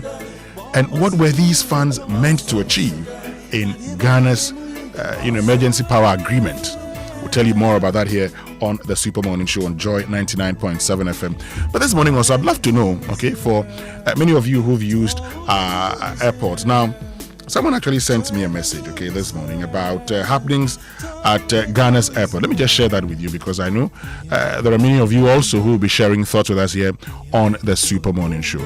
Says, there are way too many people loitering around the airport. Some ask with so much impunity is nauseating. There are fewer officers at the airports outside Ghana with self-served facilities. Only Ghana. It's so embarrassing. So if you've ever encountered any of these officials asking for breakfast, why don't you share the experience with us here on the Super Morning Show on Joy 99.7 FM. But why stress when you can dig the soft life? Why stress when you can dig the soft life? Well, with Fidelity Digital Banking, you can use the mobile app to send money, pay your bills, buy airtime and data. You can also pay with GHQR, shop securely with your Fidelity Visa card, and even get instant support from Kukwa, our WhatsApp banking assistant, wherever you are. Sign up with Fidelity Digital Banking today. Dig the soft life. Fidelity Bank, believe with us. But if you're planning a trip abroad, don't wait until you're stranded in a foreign country. Get covered with Glyco travel insurance before you fly. From medical emergencies and flight delays to lost luggage, Glyco has you covered every step of the way. Visit any Glyco Live branch or call 0555 305 547. Travel smart, travel protected. Glyco, we cushion you for life. And I'm sure you've heard about the incredible benefits of Exilium from Total Energies. Well, let me tell you more about this premium fuel with its amazing 3-in-1 power. Total Energies introduces Exilium new formula, the additive enriched fuel, with its powerful 3-in-1 action that cleans your engine, extends its life, and lowers your fuel consumption thanks to the cumulative effect of its anti-corrosion, anti-wear, and detergent additives. Exilium new formula also lowers your vehicle's fuel consumption while reducing CO2 emissions. So you drive, sir. Experience the difference with Total Energies Exilium new formula. Choose Exilium. Choose quality. And the Global Conference on Human Resources in Africa returns from August 12th to 15th at Kempinski Hotel, Accra, Ghana, convening HR professionals, business executives, policymakers, and industry leaders from more than 15 countries for 4 days of immersive experience in HR, AI leadership, and workforce transformation. We'll be joined by Dr. Abdul Rashid Pelpo, the Labour Minister, Michael Dambrus, who is Fortune 50 HR and Transformation Leader, Akal Khanna of SHRM India, Daniel Vargas of Microsoft, Seamus Clancy of LinkedIn, and Dr. Francis Duku of CIHRM, and Ozuakun Wobi of PwC Nigeria, Martin Kragu of Deal Local Payroll, and more. Expect keynotes, panels, innovation labs, masterclasses, exhibition stores plus sponsors and exhibitors including SHRM, LinkedIn, MTN, PwC, Deal Local Payroll, Atlas Copilot, Cypher, and more. Visit gchrafrica.com or call 055-408-1727. So that's 055-408-1727. 027. And you know, this August, the Super Morning Show is done pretending sustainability isn't just, about planting of trees. It's whether the systems we depend on actually last. Lights that stay on, water that reaches the bucket, food that nourishes people instead of rotting away, roads that take us home instead of taking our lives. When things keep failing, there's a sustainability crisis. So this month, we're asking why land gas still run our neighborhoods, why food rots in bins while neighborhoods sleep hungry, and why the road that killed your cousin still has no signage. Why half the water you pay for never reaches your bucket. Uncomfortable? Good, that's the point. Stay tuned to the Super Morning Show throughout August for Sustainability Month, sponsored by MTN. But if you're looking for the chillest man in Ghana, meet Mr. Ose. He insured his car with Enterprise Insurance, so when the unexpected happened, he simply chilled. People say Entowada, but at Enterprise Insurance, we're changing the narrative. We say Etowada. If it happens, chill, because we've got you covered. So whether it's your car, home, travel, or business, Enterprise Insurance gives you the confidence to face life's uncertainties, knowing we'll be there when you need us most. Don't wait until it's too late. Get insured today on the Enterprise Advantage app. Call or WhatsApp 0539 700 109. Enterprise Insurance, your advantage. But from now till the end of October 2026, Bank of Africa is offering short-term loans at very slim rates, to salaried workers. We understand you have urgent needs to sort out, and that's why we give you that quick turnaround time. So whether it's school fees, prospectus, car maintenance, or that much-deserved family vacation, Bank of Africa will sort you out fast. Visit the nearest branch or chat Fafa at boaghana.com to sign up. You may also WhatsApp 0244-338-226 for inquiries. Terms and conditions apply. Sometimes all you need is a quick fix. Bank of Africa, as strong as a group, as close as a partner. Now, let me introduce you to Heritage Christian University, located in Amasaman, behind the Olympic Stadium.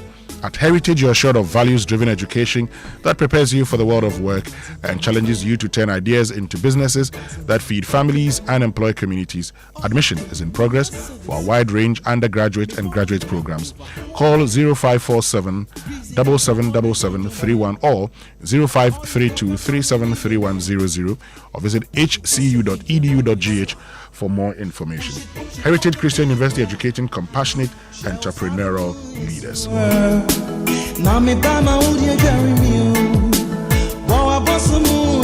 sure by now you know of the Oya Bus Ride app, right? Let me tell you why more travelers are choosing Oya Bus Ride, because that's the app that puts you in control of your intercity travel. With Oya Bus Ride, you can book your trip from your phone, choose your preferred seat, select your pickup location, track your journey, and even monitor driver behavior for added peace of mind. No stress, no station stress, no unnecessary hassle, just convenient travel designed around you. Our pilot route currently operates between Accra and Kumasi, and with the Oya app, you can choose the route that works best for you. Download the Oya Bus Ride app today on Google Play Store or the App Store and discover why your journey should begin on your phone. Oya Bus Ride, no giddy giddy. Oya, let's go. Pour some sweetness on me, pour some sugar. Pour some sugar, pour some sugar. Pour some sugar. Shelf run the moon, pour some sugar. And it's time to talk water tanks. I'm sure by now you know the secret to real water storage. Look, it's simple. If your tank doesn't have the tortoise on it, then you know that's not the correct tank, because the tortoise tank, Syntex tank, is the champion of water tanks. It's strong and durable and built to handle our Ghanaian weather. So rain or shine, Syntex tank has your back. So my people, go outside, check your tank, and if it doesn't have a tortoise on it, then you know it's time to upgrade. Join the Syntex family today and enjoy water storage that's stuff like a tortoise. Call 0244-335-168 to buy now. Find one of our 400 agents nationwide. You can also shop online at syntexgh.com. Syntex tank, strong, yet tough. You know, Valex Lease is Ghana's leading photocopier leasing company, okay? And so why buy a multifunctional photocopier when you can actually lease and pay as you copy and print, or design your own payment plan? Lease an A4 or A3 heavy-duty MFP with sorter stapler finisher, or production machine with sorter stapler finisher, and enjoy free toners or cartridges, free repairs, free maintenance, centralized monitoring of all staff, and nationwide coverage. Forget about the unnecessary expensive gimmicks and save yourself over 60% of the cost. Join the hundreds of satisfied customers across every sector and all the 16 regions and lease an MFP from us.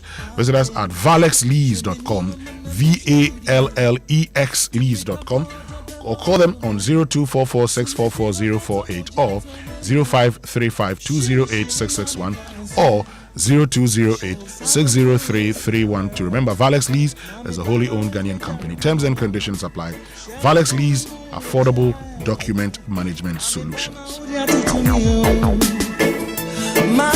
So hear me out. When your phone buzzes and you realize Cowbank has just credited your account with 5,000 Ghana cedis, just like that, you're literally screaming Abakede in the middle of wherever you are. Now that is exactly what is happening right now with the Cowbank Abakede promo. Here is all you have to do: deposit 500 Ghana cedis or more in your Cowbank account and stay fully active. Every month, 5 lucky winners take home 5,000 Ghana cedis cash. And the grand draw, one fully active Cowbank customer walks away with 100,000. The best part is the more you deposit, the better your chances of winning. So you can deposit straight from your Cowbank app or USSD via mobile money at any Cowbank branch or agent near you. You can also use any of our cash accepting ATMs. Honestly, there's no excuse. Do not sleep on this one. Move money into your Cowbank account right now and you could win big in the Abakade promo. The Cowbank Abakade promo runs from 1st August to 31st of October 2026. Cowbank Forward Together. Terms and conditions apply, and this promo is regulated by NLA on the Caritas Lottery platform. For all you can for me, read man. Now, all the 2 seconds,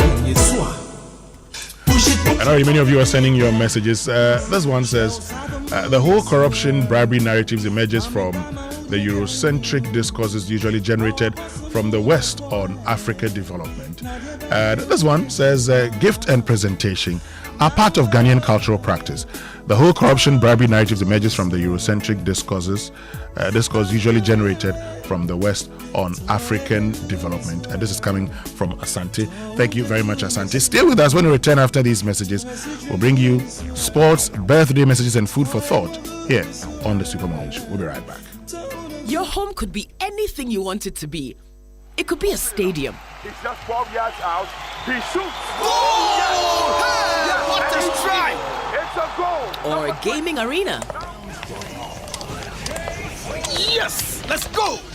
Sometimes a classroom. So in the morning, how she feels about the country she lives in, she wants to express herself. So she does it through TikTok. In the process, this woman is not so enlightened like Dr. Khalid and myself. So she started using words like star presidential staff, Dr. Khalid, you know, obetrati biswa no kanse mhunkwa why ni tise konko. Nyanse bia ni mitrim kasa sa by heart. This woman goes to sleep. 5 a.m. Her room is broken into by security services. She's put into an LX vehicle, drove on the road for 8 hours to Accra, sent to a court, and she's remanded for 2 weeks. Ghana Police Service releases a statement and says she was insulting Dr. Khalid. That, for me, is the biggest issue to look at. Forget about the political class. As for the political class, we have our own games that we play. Let's not use that to cloud the very important underlying issue with the democracy and that. But you know that the example you just gave, the police will not arrest under that example. That the woman you spoke about only insulted Dr. Khalid by saying, Okansem Hunu, Nititi se Konko. They will not arrest you on that. But if the person has said something about Dr. Khalid, that wakoye you hana yachi no onukra Camilla. Then they will say that is false. And they arrest them. Have you seen? At least I have seen at least 1 or 2 statements from the police where they said insults. Insults. It's in their statement. Insults. Yeah, but in that insult, they were talking about how she claimed that the president and the first lady had done certain things, and those things like amounted to false publication. You mean the 35 cows? Yeah. Okay, great. So Camilla's issues has insult and then has selective justice, which is all part of the demonstration. Because you see, the gentleman who actually accused the president and his government for 35 cows is still walking. And said he's one of them. And he said he is the one that actually did the sacrifice.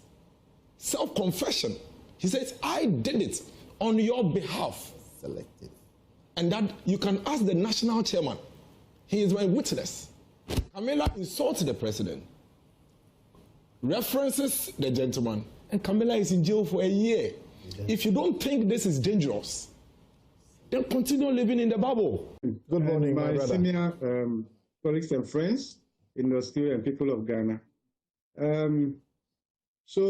Well, I wouldn't go on that path, but there could be several indicators that one can use to determine whether democracy is under siege. And of course, the one who set the question has also set the marking scheme. I'm talking about the MPP that is championing this now. But something, I've been in this country for a while now. In fact, since I started monitoring things in this country, maybe from 2001, thereabout, I was a student then, and then also 2009, 2016 election, 2017, and thereabouts. If we use Shine your eye if you don't share it, they can't have it. Spot the fraud, stop the fraud, and Franco Trading Enterprise still phone papa fee. So today is the birthday of a very, very big man. Happy birthday to Togbe Kwasini Kakaklulu Ajiman, the 5th Chief of Mafi Adidome. May your light shine brightly and may God cause you to be a blessing to your family, community, to Ghana, and beyond the borders of this nation. We love you dearly. And this is from your wife, Lady Gina. Gina, I got the name right. But belated happy birthday. Okay, Togbe's birthday was yesterday, so it's a belated happy birthday to you, Togbe. And a belated happy birthday to Florence Ama Afaribia Owusu. You are the head of administration, British International School. And the message here says, the boundary lines are falling for you in pleasant places. Surely you have a delightful inheritance. Age graciously and have a wonderful day. And special happy birthday to Chief Inspector Patience Choli, Station Officer, Accra Regional Dafsu. We ask for good health and thank God for the great work at the Ministry's Dafsu from your brother Selassie at Joy FM and the Multimedia Group. Which means we can bring you the Sports Center, proudly brought to us by MTN. Switch to my MTN app to go seamless today. Standard Chartered Bank here for good.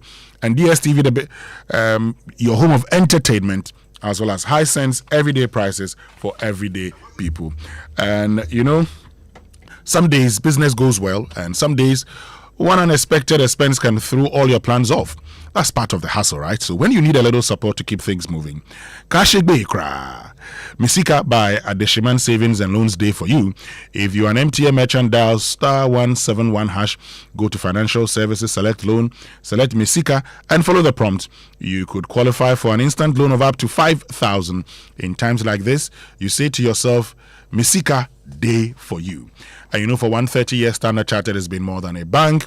They've been a partner in progress, from helping establish Ghana's financial system to building businesses and connecting them to the world, from helping generations grow and protect their wealth to powering innovation and helping communities thrive.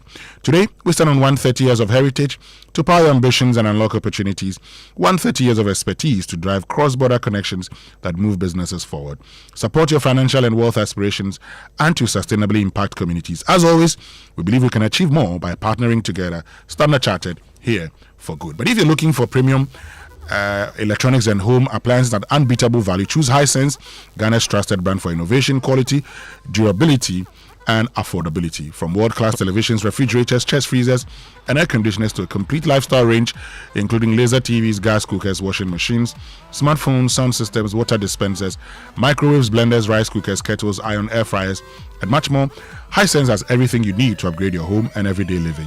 So whether you're creating the ultimate entertainment experience, furnishing your kitchen, or making your home smarter and more comfortable, Hisense delivers cutting-edge technology design for modern lifestyles. Okay, Hisense, best for quality, best for durability, best for energy efficiency, best for affordability, best for style, best for technology. Call them today on 0302 550000 or visit hisense.com.gh for inquiries and more information. Follow Hisense on Hisense Ghana on Facebook, Instagram, X, and YouTube for the latest promotions, product launches, and exciting offers. Hisense, everyday prices for everyday people. Ajay. Winston, good morning to you and welcome aboard to the Joy Sports Center with me, Victor Achitamaklu. Before we get into the stories, remember that registration for the 2026 Joy Sports Invitational Tournament is still ongoing. The biggest corporate sports tournament in Ghana and is scheduled for Saturday, August 29 at the University of Ghana Stadium. Apart from the fun and networking, the Joy Sports Daniel Cranton says there is more to gain from the competition. Aside the fun in the games, there's a lot that also goes wrong, obviously. Business deals are broken, connections are made, networking, and people also find their wives and their husbands. But because we've heard stories like that throughout the years. Last year, I think it was a Yumi Yogurt guy in a Zenith Bank girl that linked up. Yeah, we got to save the date earlier this year. So things are happening. So most of you are single. Where is my camera? Most of you who are single out there, you are searching. They say who finds a wife finds a victim of things favor. So the men come there and open your eyes and look. Maybe the Lord will be directing you to your partner. You never know. And a lot of things happen. Yeah. When he shows up, he shouldn't run to the top and be eating. He should look, open his eyes and look. Because people are finding wives and husbands. Ignore the last part of that message, but that everything else he said, very true about the Joy Sports Invitational. It's happening at the University of Ghana on August 26. And so if you want to register, contact Levin on 0242 376 445 or via WhatsApp on the same number or even a direct phone call. Remember that you can also pick up your registration forms at the front desk of Joy FM or download it from Major Online /sports. Up next is WAFCON 2026. Inside WAFCON on the Joy Sports Center is brought to you in association with Bank of Africa and Goldfields Ghana Limited. And last night, Ghana missed out on automatic qualification for the 2027 Women's World Cup after losing to Malawi in the quarters of the 2026 Women's African Cup of Nations. A late Rose Kazere goal broke the Black Queens' hearts as they suffered a 2-1 defeat at the Al Madina Stadium on Sunday. Lawrence Bade watched the game and reports from Rabat. Despite Chantal Boy Hawker's opener in the 6th minute, Malawi fought back and scored 2 goals to ensure that they end Ghana's hopes of winning the WAFCON for the very first time. For Kimlas Björkegren, this is a result that ends Ghana's hopes of ending their WAFCON trophy wait as well as their 20-year wait to play at the 2027 Women's World Cup. But they will go on to the drawing board and try and rework things to get ready for that playoff. The feeling is probably one of the worst that I ever had, maybe potentially the worst feeling I had in 20 years of coaching. I'm feeling so much for this team, for Ghana. I really wanted to help them to go to the first World Cup in 20 years. We felt that we had a good chance to do it today, but we didn't perform well enough. We went all in. I'm feeling empty right now. Of course, we need to sleep and build up again in one way or another, but right now it's just a bad feeling. For Malawi, it is the next stage of the competition for them as they will be facing Algeria in the semi-finals in the bid to continue their fairy tale run and go on to possibly win the WAFCON on their first attempt. Heartbreak for Ghana, but still more attempts to shoot as far as their World Cup qualification hopes is concerned. Reporting from Rabat, Lawrence Baidu for Joy Sports. The Black Queens will face Cote d'Ivoire in a playoff in Casablanca on Thursday with a place in the World Cup Intercontinental Playoff at stake. Victory would send Ghana into the Intercontinental Playoff, which has been scheduled for November, December and February, where they'll compete for one of 3 World Cup slots. Earlier yesterday, Cameroon ended Nigeria's reign as Women's African Cup of Nations winners with a shock 1-0 quarter-final win. teenager Mariam Nyaju's superb long-range free kick secured Cameroon's victory and a place at next year's Women's World Cup. Nigeria had qualified for all 9 previous Women's World Cup finals, but must now go through a complicated playoff routes for a chance to qualify. That defeat also guarantees a new WAFCON champion next week, with Nigeria having won the title a record 10 times. Meanwhile, on Saturday, Algeria qualified for the Women's World Cup for the first time in their history and will be joined by Morocco. They beat 10-player Cote d'Ivoire by 2-1 in Casablanca, while Morocco edged South Africa by the same scoreline in Rabat. Here's Morocco forward Sakina Ozraoui. Yeah, we're so happy. We knew that the first goal was to qualify to World Cup. We're so happy that we will be next year in Brazil. It's a dream for every younger player, woman, man, to be in Brazil, play a World Cup in Brazil. But yeah, now we know that it's not finished. The WAFCON it's still not finished. We still have a semi-final, and we will fight to go to the final. It is Algeria versus Malawi in the semi-final, while Morocco take on Cameroon. That's it for Inside WAFCON on the Joy Sports Center, which is brought to you in association with Bank of Africa and Goldfields Ghana Limited. Elsewhere, police ladies made history on Friday, beating security service rivals Army ladies by a 1-0 to win the maiden Women's Democracy Cup at Magdan Park in La. Joseph Ayenga Walter was there and reports. The event began with a curtain raiser between women from Parliament and the judiciary before the opening ceremony and a ceremonial kickoff. And once the game got underway, it was clear that these women were not there to make up the numbers. Neither side looked sharp, particularly in front of goal, but experience eventually took over as both teams battled to a 2-2 draw. The judiciary side had the final say, winning the contest on penalties. The main event featured 2 Ghana Women's Premier League sides, Army ladies and Police ladies, in a battle between 2 of the country's security services. It was a closely contested encounter, but Police ladies had the edge after an early strike from Fidaus Yakubu proved enough to secure the win. First Deputy Speaker of Parliament, Bernard Ahiafo, believed the initiative can become an important fixture on Ghana's sporting calendar. This is an indication of the fact that the Democracy Cup is all-inclusive, is gender-inclusive. We did the male, and today we've done the female. The grand finale is coming on at Babaya Sports Stadium at Kumasi on 28th of this month. Away from that, Jorge Messi, father and agent of Argentina star Lionel Messi, has died at the age of 68 after a long illness. He died at the hospital in his hometown of Rosario in the early hours of Saturday. The Messi family had earlier confirmed he was dealing with a health-related situation but did not disclose details of his condition. Jorge was in Qatar in 2022 when Lionel led Argentina to their 3rd World Cup title. In Europe, Arsenal returned to the Emirates for the first time since being crowned Premier League champions, but suffered a 3-2 defeat to Borussia Dortmund in the Emirates Cup on Sunday. New signing Bruno Guimaraes, who joined from Newcastle, was introduced to the fans before that game. Man City, their Ghanaian forward Antoine Semenyo produced 2 quick-fire second-half assists for Omar Mamouche to tap in, and Ryan Adnori added a late third as they came from behind to beat Atletico Madrid by 3-1. Liverpool also suffered another preseason defeat. They lost by 3-2 to Monaco in Andoni Iraola's first game in charge at Anfield. Alexander Isak and Florian Wirtz put the Reds 2-0 up, but just like against Leeds last week, Liverpool failed to hold on, and they also led by 2 goals in Chicago before losing by 4-2. Man United also came from behind to draw 1-1 in their 3rd preseason encounter with PSG in Gothenburg on Saturday. And then the Joy Sports Center. Thank you very much, Victor Achu Tamaklu, which means we can bring you Food for Thought, brought to us by Roverman Productions. Be the difference. Uncle, my good favorite, morning. what you say? Yes, Uncle. Oh, Matthew. Master de Mafio pa.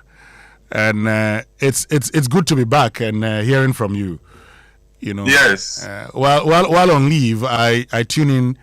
Was it last week Thursday to catch up Food for Thought? Yeah. Okay. And God is still taking good care of His children, isn't He? Absolutely. As always. He is still taking good care of His children. Wow. But good to have you back. Thank you. Now, Winston, I have always celebrated. Oh, by the way, before I go into my presentation, the title of my next play is the Honey Trap. Hey, that's the uncle. title for my next play. Yes. Which trap? The Honey Trap. Or the honey trap. Hey, uncle. Okay, we'll wait for it. We'll wait for the the information. Yeah, the details will come in due time. Sure. But it's a crazy one. I am experimenting with themes that will blow your mind. Well, Winston, I have always celebrated fierce rivalries in sports. Okay. Any kind of sports. I know that sports is all about competition.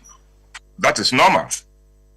But every now and then, two competitors take their rivalry to such heights that they make each other better. They push each other to much greater heights than each of them would have achieved without the other. Let me give you a few examples to illustrate my point. Think of Roger Federer without Rafael Nadal in tennis. Mm-hmm. The tennis rivalry between Federer and Nadal, spanning 20 years, is considered one of the greatest in the history of tennis. The two of them played each other 40 times, with Nadal winning 24 of those encounters and Federer 16. Between them, they won 42 titles, with 22 of those titles going to Nadal and 20 to Federer. Their 2008 Wimbledon final match lasted nearly 5 hours. And it lasted that long because neither of them wanted to lose to the other. These two rivals drove each other to the very limits of human endurance and capacity, and forced each other to go beyond those limits. They drove each other to greater heights than either of them would have achieved without the other. Their rivalry did not only make each other much better than they would have been, but elevated tennis to a global spectacle. Now let me go quickly from tennis to basketball and talk about another rivalry that had the sporting world talking. I'm of course talking of the rivalry between Magic Johnson and Larry Bird. Magic Johnson and Larry Bird went from talented college stars to two of the most important players in NBA history. Though on opposite sides of the country, the Boston Celtics, to which Bird was committed, and Los Angeles Lakers for Magic were all anyone could talk about in the 1980s, thanks to the rivalry of these two. Bird and Magic brought out the best in each other and then some. Their fierce rivalry elevated each other's game and also elevated basketball as well. Let me quickly go to boxing, to the most compelling rivalry, the one between Muhammad Ali and Joe Frazier. The two men fought each other 3 times, and that trilogy remains the pinnacle of heavyweight boxing, with the 1975 Thriller in Manila widely regarded as the greatest boxing match ever, with both fighters having to be hospitalized after the fight. Winston, can you imagine? The rivalry was so tough that after the match, both of them, not one, both of them had to be hospitalized. Asemu. The 3 fights in 1971, 1974, and 1975 made them legends, and each man needed the other to achieve that status. And now, let me go to another great rivalry in sports, this time in soccer, And I'm talking about the one between Cristiano Ronaldo and Lionel Messi. This rivalry stands, according to some, as the greatest sports rivalry of all time, captivating football fans across the globe for over a decade. Between them, they share 13 Ballon d'Ors, with Messi winning a record 8 of them. Their rivalry inspires endless debates among soccer fans, but it reached its peak during their time in the La Liga, with Ronaldo at Real Madrid and Messi at Barcelona. Their El Clasico matchups became global events, with each player pushing the other to deliver career-defining performances and break records. Together, they have set a high standard of excellence, not just in soccer, but in sports. And now, here's what I find instructive. Federer and Nadal became great friends towards the end of their careers. What they have for each other is not just respect, but love. Magic and Bird are exceptional friends, with their friendship getting deeper as they partner to do projects together, even in retirement. Ronaldo and Messi are not on record as friends, but when Ronaldo discovered that his son was a fan of Messi, he made sure the boy got a chance to meet his idol in person. And that is respect. Winston, can you imagine your biggest rival, and that is the one your son, and he wasn't resentful. He went out of his way to make sure his son met Messi. The question is, why do such great rivals respect, appreciate, and even admire, and sometimes love each other? Their fans hate each other, but the sports stars and legends themselves do not share their fans' animosity towards their rivals. So why do great rivals end up becoming great friends? I believe it is because they discover the truth many of us never wake up to. They discover that they owe their greatness to those who made life most difficult for them. Those who rise to the highest possible levels in any field of human endeavor get there because of the competition from a rival. The very people who seem to be their worst enemies, in reality, turn out to be their greatest blessings. Unfortunately, many of us are yet to learn and appreciate this fact. The one who is causing you the most pain may also be the one forcing you to become your best and most successful self. The Bible says in Proverbs chapter 27, verse 17, that, quote, as iron sharpens iron, so one person sharpens another, end of quote. Now, I don't know if you have ever sharpened iron or even a knife before, or a cutlass. The process is not comfortable for the iron. The process demands trimming parts of the iron. So when the Bible says, as iron sharpens iron, so one person sharpens another, we must understand that we are not talking of the person who makes life comfortable for you, but the one or the ones who make life uncomfortable and even difficult for you. They are playing a great role in our lives, whether they know it or whether we like it or not. My point this morning is, move from being bitter and angry with those who stretch you and make you uncomfortable. The boss who does not seem to appreciate your work and keeps demanding more. The spouse who tries your patience every day. The colleague who thinks he's in a competition with you and wants to outdo you at every turn or find fault with everything you do.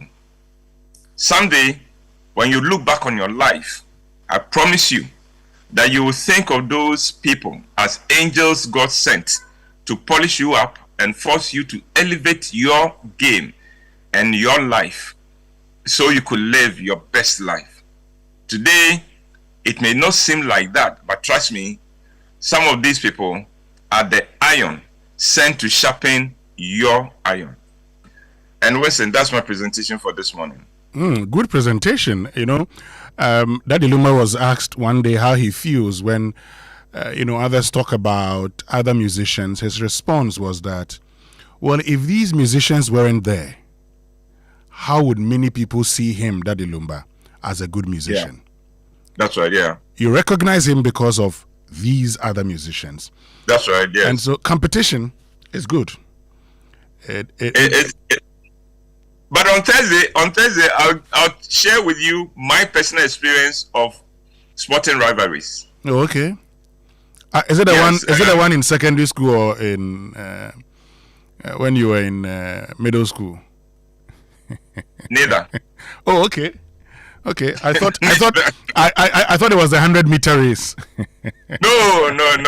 Oh, okay. That one that never got to the kind of level of rivalry. Oh, okay. Because but this is one. It actually involves Asante Kotoko and Obuasi Goldfields. But I'll give you the details on Thursday. Okay. Thank you very, very much, Uncle White, for joining us with Food for Thought, brought to us by Roverman Productions. Be the difference. It's 2 minutes after 8. It means we can bring you the Business Minute. It's time for the Joy Business Minute, brought to us by Consolidated Bank Ghana, CBG. We stand with you. Anointed Engineering Services, the generator experts. Palladium Residences, Live Smart, Invest Better. SkySat Technologies, performance that delivers every time. And Pegasus Publishing, shaping minds, winning futures. Good morning and welcome to the Joy Business Minute, brought to you by Consolidated Bank Ghana. CBG, we stand with you. Anointed Engineering Services, the generator expert. Palladium Residences, Live Smart, Invest Better. And SkySet Technologies, performance that delivers everything, as well as Pegasus Publishing, shaping minds, winning futures. And both distributors are worried that Ghana, just like other countries in the world, could be hit with some fuel supply challenges from October this year. Chief Executive of Gold Boss Samijinfi has described Bank of Ghana's exposure and payment to the institution as services rendered and not free money. And the International Monetary Fund has stated that it still expects Ghana to end the year with a growth rate of 4.8% despite current global threats to the Ghanaian economy. And that's all for the Joy Business Minute, brought to you by Consolidated Bank Ghana. CBG, we stand with you. Anointed Engineering Services, the generator experts. Palladium Residence, Live Smart, Invest Better. SkySet Technologies, performance that delivers everything.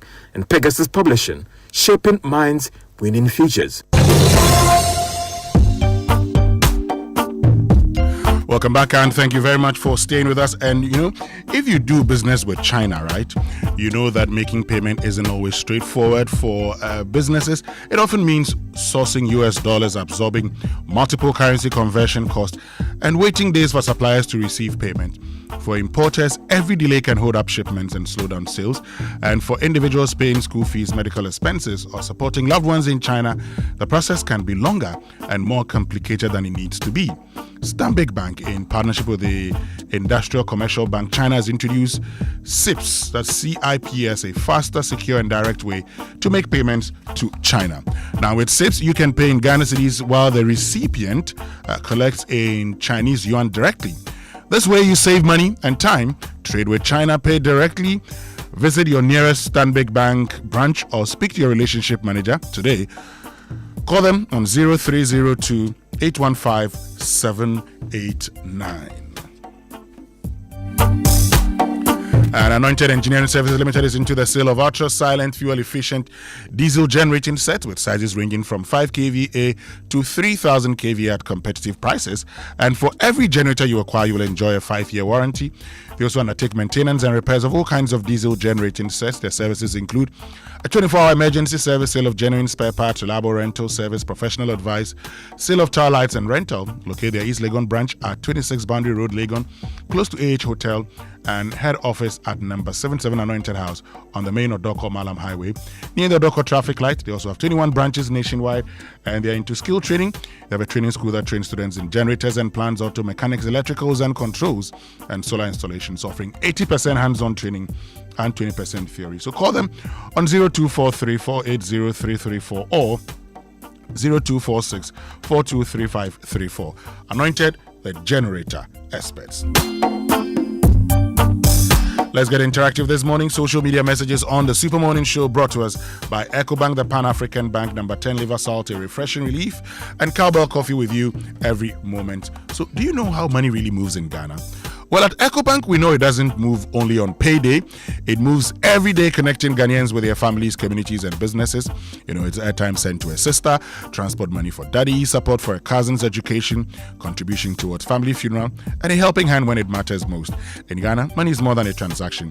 It's people supporting people, families helping families, and communities moving forward together. And that's why there's EcoBank, a bank built for the way Ghanaians and Africans move money with one seamless banking experience across 34 African countries. EcoBank digital platforms connects people, businesses, and opportunities in Ghana and across the continent. Pay bills, transfer money, access ATM services, and manage your finances anytime, anywhere with the EcoBank mobile app or USSD *770# EcoBank online and EcoBank ATMs nationwide. EcoBank, the Pan-African Bank. So this one I would love to hear from you. And someone just, shared with me a flyer talking about the happenings at the airport where people are punished for, asking for breakfast. However, when people, drop hands in the public purse, they're let go, no visible sanction, investigation drags, often quietly cleared, continuous enjoying the system. But I'd love you to share your thoughts with us, okay? For many of you. And this morning on Big Stories brought to us by Telecel, Connecting Energies, Lancaster University, Ghana, the only British University campus in West Africa, and Awake Natural Mineral Water, one for life. Our focus is on this. We who suffered it, we who had citizens dying, we whose economies ground to a halt, we sat and watched politicians make money off our backs as people died, and somebody else has jailed that citizen. We haven't done anything about it. Today, Doc here is telling us that, maybe they should issue a statement. Look, if we were a self-respecting country, by now, after helping them, clearly they would have had the information. We would have known that one, they were helping them, and two, after that, we'll pick up the information and we'll do this. Nothing stops Iyoko tomorrow. Nothing stops OSP tomorrow. Nothing stops the Attorney General tomorrow, and I challenge them to do so, to tell us what you did and what you are going to do with this information. They must have the list of the individuals. Absolutely. They were part of all of this. Right. So they should pursue them immediately. They should absolutely pursue them. So that's Kofi Benton on Newsfile saying that they should actively pursue them. So what's the Attorney General doing? What's the Office of the Special Prosecutor doing? So we know that they collaborated. And so what's next? All of this coming up here on the Super Morning Show. But this month, your life could change forever. Telecel is making millionaires every single month in the Telecel Mahiti promo. Stand a chance to win 1 million Ghana cedis every month, 20,000 every week, and 100 cedis every day. All you need to do is reload 10 Ghana cedis or more airtime or data, or top up your Telecel cash wallet or your fixed broadband, and you could win big in the Telecel Mahiti promo. The more you reload, the more your chances to win. Don't just recharge to become a millionaire. Visit the Telecel Play app or dial *500# now to opt in for free. Telecel Mahiti promo, you could be the next millionaire. Telecel, connecting energies. And every day your body needs clean, refreshing water. And Awake Water is carefully produced to keep you refreshed and hydrated, purified and refreshing, and purpose-driven. Through our One for Life campaign, we support people living with various cardiovascular diseases, where every bottle you drink, an amount is donated to the National Cardiothoracic Center, Kolebu. Drink Water, Drink Awake, proudly produced by Casa Preco PLC. Awake Purified Drinking Water, One for Life. Drink Water, Drink Awake. Available nationwide, and this is FDA approved.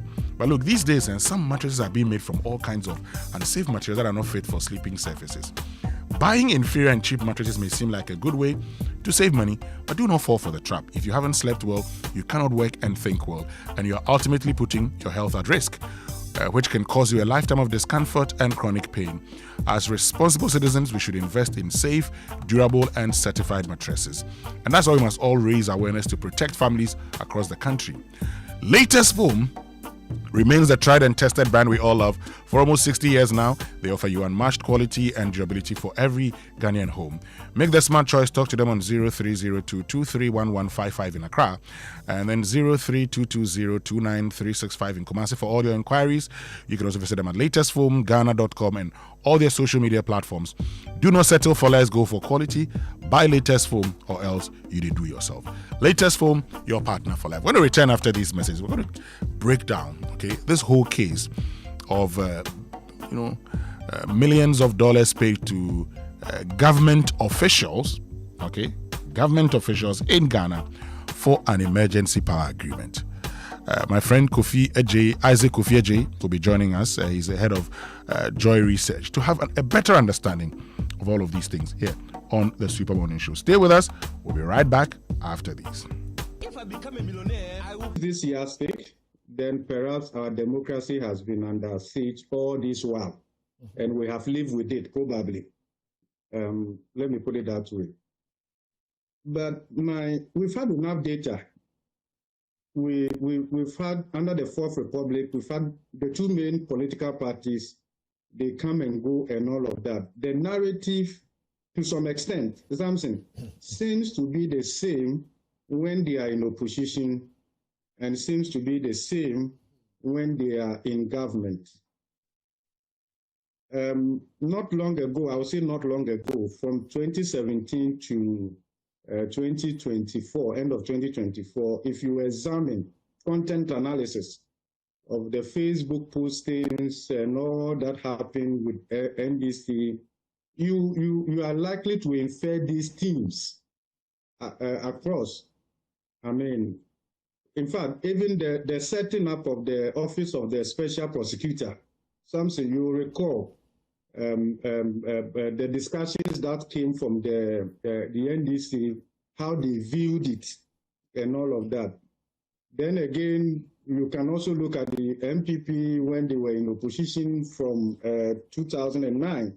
In fact, President Mills of blessed memory, something you will recall that even key people within the NDC criticized President Mills for his soft approach to handling so-called political enemies or opponents. In this country, we saw that people felt that President Mills was too accommodating and all of that. I don't want to go into many of those details, but the point I want to make is something. Have we had enough time and enough data to begin to look at this critically going forward as part of reforms to make our democracy work for us? Is there any truth in all of this?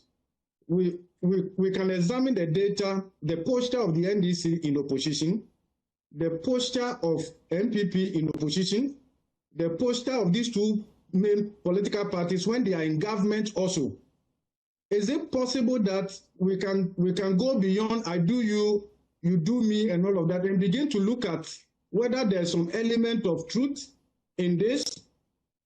Are we at the stage where the judiciary probably is independent in theory and is open to manipulation by any of these two political parties? Are we there? Is there any truth in that? For me, I think that is where we should look at the discussion. I could be wrong though, but is there any truth?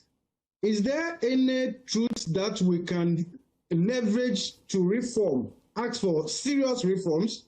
Because we believe that this democracy has come to stay. We are thinking about reviewing the Constitution and all of that. So can we continue like this? And I agree with Dr. Otu. Can we continue like this endlessly? So is there any truth? Is there any truth that any party in power is able to manipulate or get the security agencies to do what they want? Is there any truth? If we do baseline survey, are we likely to get some evidence of broad-based of this. The international community may be rating our democracy as, yes, checking the box. Maybe we've had a free and fair election. Largely, there's change in power and all of that. But the details, the quality of it, are we losing? Are we missing out? If we continue on this path, are we going to get to some dangerous points and all of that? And I think those are the things that I would say we should take a critical look. If the apprehension of a political party in opposition and the fact that the party in power is capable of deploying the security or one way or the other, the judiciary for some end game and all of that, for me is concerning. I have a lot of respect for the judiciary and the security agencies and all of that. So we shouldn't lose that. We shouldn't allow this creeping thing, right, to fester and become an entrenched kind of practice where a party just can't wait to be in power. And one major reason why they will do everything possible to secure power is how they can go after their opponents. Is democracy under siege? Even though the example Kofi gives about doctors not going on break like on a whole en masse. I've heard people raise that kind of example. I don't think it's a correct example because the hospital cannot endure that situation, but the courts can. Because as we sit now, in the lower courts are working. Okay, the district court, the circuit court, they are working. It is the superior courts, High Court, Court of Appeal, and Supreme Court. But even they, at Court of Appeal and Supreme Court, they may return if they find it necessary. But at the High Court, where the bulk of the judicial work goes on, there are a number of judges that are always designated as vacation judges. And they take care of cases from the other courts. So the cases from the other courts, the substantive trials are suspended, but the emergency things you need are taken care of. Right. Is democracy under siege? Well, I mean, that's a very interesting question to ask, and the times at which it's being asked also quite interesting. And the persons involved in the engagements, the debate, the demonstrations also make it very interesting. I mean, I came here guided by the cardinal rule book of His Excellency the President and the Vice President, that we are on a research agenda. So when we tend to delve into some of these discussions and some excavations of somewhat alleged dark history is being roped into this, it pushes us to sort of want to deviate from the research agenda that we are focused on delivering. I am not tempted to do so, but I'll still try to work within the corridors and confines of that cardinal principle of what? The reset agenda, which is Ghana first, right? So now when we talk about democracy under siege, you ask a particular question in all the discussions that has happened. Again, at the risk of not deviating, fast-track high court courts were introduced in this country. Was democracy under siege? I'm just asking rhetorical questions, right? Persons of eminent standing were arrested in churches. Was democracy under siege? So these are fundamental and very important questions that I think we need to ask ourselves. A constituency that is meant to represent persons in parliament, by this I'm referring to SAL, was denied representation in Ghana's parliament. Not in the 18th century, not in the 19th century, but we are talking about the 21st century. Can this be described as democracy being under siege? Not long ago, few months ago, I wouldn't count it in years, 49 demonstrators were arrested when it came to demonstration against the rising cost of living. Was democracy under siege? So the list can go on and on and on and on and on. But if we try to do this, given the viewership we have, and where the direction with which we are taking this country, it takes us back. Right? We're talking about special cases. Yes, of course. The National Service case is a special case. Buffer stock is a special case. Signals Bureau is a special case. So if we're talking about special cases, and we're invoking special powers, to get them done. How is that an infringement of the rights of a person? In any case, democracy does not only limit what a government or a state institution does, it limits also or extends to what the citizenry does. Should we be discouraging persons who are described as fugitive abroad not to come and face the law? If we do that, would democracy be under siege? These are all fundamental questions we should ask. In this country, politicians love crisis and they monetize it to their benefits. There is enough data. If you check Ghana's debt unsustainability, you can link it also to crisis periods in this country. I'll give you an example. And it's interesting, Ghana's doomsday has resurfaced with this issue.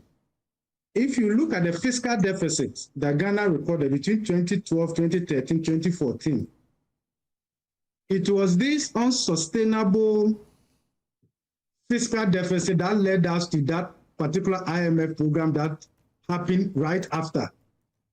The call was made on April 6, 2014. The program kicked in on April 10, 2015. You can trace it to the effect of that crisis that peaked essentially between 2012 2015. Ghana never recovered. It took us to the IMF. In fact, that IMF program could not even restore debt sustainability. Ghana lost our prestigious position as a moderate risk debt country in 2014. It was in 2014 we were classified as high risk of debt distress. And the NPP government made it worse by the end of 2021 through to 2022, and the way which eventually have resulted in debt restructuring and all of that. So you can see what that crisis did for us. The results, it took us to the IMF. Then look at COVID, how we monetize COVID to the selfish advantage of some politicians in this country. The fiscal deficit we recorded during COVID period, which was also an election year, Ghana never fully recovered from that. And it took us to the recent IMF program that we concluded just a couple of weeks ago. This is Ghana, how politicians take advantage of crisis. Okay, procurement breaches and all of that. So I don't know, I'm not too sure whether we will actually go far as a country on this, but there is a certain weighting of trust in public institutions, right? State institutions and how they fight corruption, all of that. And I believe that the judiciary, the state, security will work to correct this going forward. Samson, if there's a teacher who stays at Dansuman and teaches somewhere around Cantonment, and he's paid 3,000 Ghana cedis and has 2 kids, should that teacher survive Accra? He changed his job. No, you less, yeah. Proceed. But they survive. Yeah. And the mere fact that they survive tells you something happens. You get the point. So you cannot take the low pay out of the equation, even though it cannot explain everything. And if you permit me, in 2003, the World Bank published a report about pay. And it's for Africa, but there's a Ghana component. But let me read their introduction. The argument that pay is crucial to sustaining motivation, performance, and integrity of public servants has been widely accepted and documented. A World Bank survey focusing on African countries has observed that as government compensation falls, that is pay, both in absolute and relative terms, and relative to alternative remunerating activities, civil servants adjust to the new situation. Turnover rates and absenteeism increase. Moonlighting and daylighting become more frequent. So people are at work, but they are not doing the work, daylighting. And more blatant. It has also been argued that petty corruption rises, including the sale of government services that are not meant for sale. Samson, the point we are making is that if you pay, Kofi, I get your point that the people should change job. No, he's drawing my attention to something. That generally, people in public service are better paid than those in private service. At every level. So why this, So actually... Why is it that it is in the public service that they are always demanding pay something? But in the private service, they hardly can have opportunity to make those demands. So the two things happen: the poor pay and the opportunity component. You understand? But Samson, journalists in this country in private media houses also take bribes to publish or not to publish reports. You cannot take out the private sector as I mean, all the banks that collapsed in this country, they were private banks, so they were not public sector agencies. And we knew what went on. The point I'm making is that we should address the low pay syndrome in this country. And once we do that, we should also enforce standards and compliance. Okay. But we should also reduce the opportunities for people to interface and demand. I agree. But even as we do that, I've heard about this thing, remove the interactions and all of that, go digital and all of that. That also has implications for employment and unemployment. You understand? Because you live in a country where a union man speaking. Of course. Where there are just so many people looking for a job. Yeah. And you say that, cut them out. Digitalization creates more jobs than it takes. That's a fact. Okay, maybe you are right. But the point I'm making is that you cannot take low pay at all. We are receiving slave wages. Okay. People are being paid a minimum wage of less than 600 Ghana cedis. And I'm saying that they survive. That survival in itself... Less than 600 in the public service? Yes. Okay, in the public service, the least pay on the single spine, which Ghana government pays people, is less than 800 Ghana cedis. I'm saying that the minimum wage, which in the private sector, the Chinese pay and all of that, it's about 539. That's the private. The point 600, 800. How is anybody supposed to survive on that? And you see that those people they have to commute. It's not even adequate for their transport. Yeah. The fact that those people survive is a reflection of what is captured in the report. What are we to do about the report or the information? Most important. Do that in a minute. Let me go to Dennis. So my point is that first of all, address the low pay. But I'm also not averse to the fact that there are also highly paid institutions like the Audit Service, which is listed, where they also take bribes. Yeah. And that is the fact that there are opportunities for people to do that, and there are no consequences for that. Well, then somebody... I have had at least 2 occasions where I refused to. And I suffered greatly for it. But I was like, I'm more comfortable going through that. Isaac Kofieje, I call him Kofieje for short. He's joined us here, and he's going to be helping us understand this whole Asante Kweku Berko bribery case, okay? He would help us understand what the documents say, how much was paid, at what point were these monies paid, and for what specifically. But before we do that also, we've been joined via Zoom by Benjamin Boache, who is the Executive Director of the Africa Center for Energy Policy, ACEP. Ben, good morning, and thank you very much for joining us. Good morning, Winston, and good morning to the team. Great. So you're somebody who knows much about this sector. First of all, how did this scandal hit you? When you heard it, how did you feel? I think, some of us who have been in the space, it wasn't news to us. We've been following the case. We followed the agreement from its inception to date, and we were not surprised. We knew the contract from onset was probably too high, and we kept questioning it. So if you track all the commentaries of ACEP from 2015, we've been consistent about these agreements.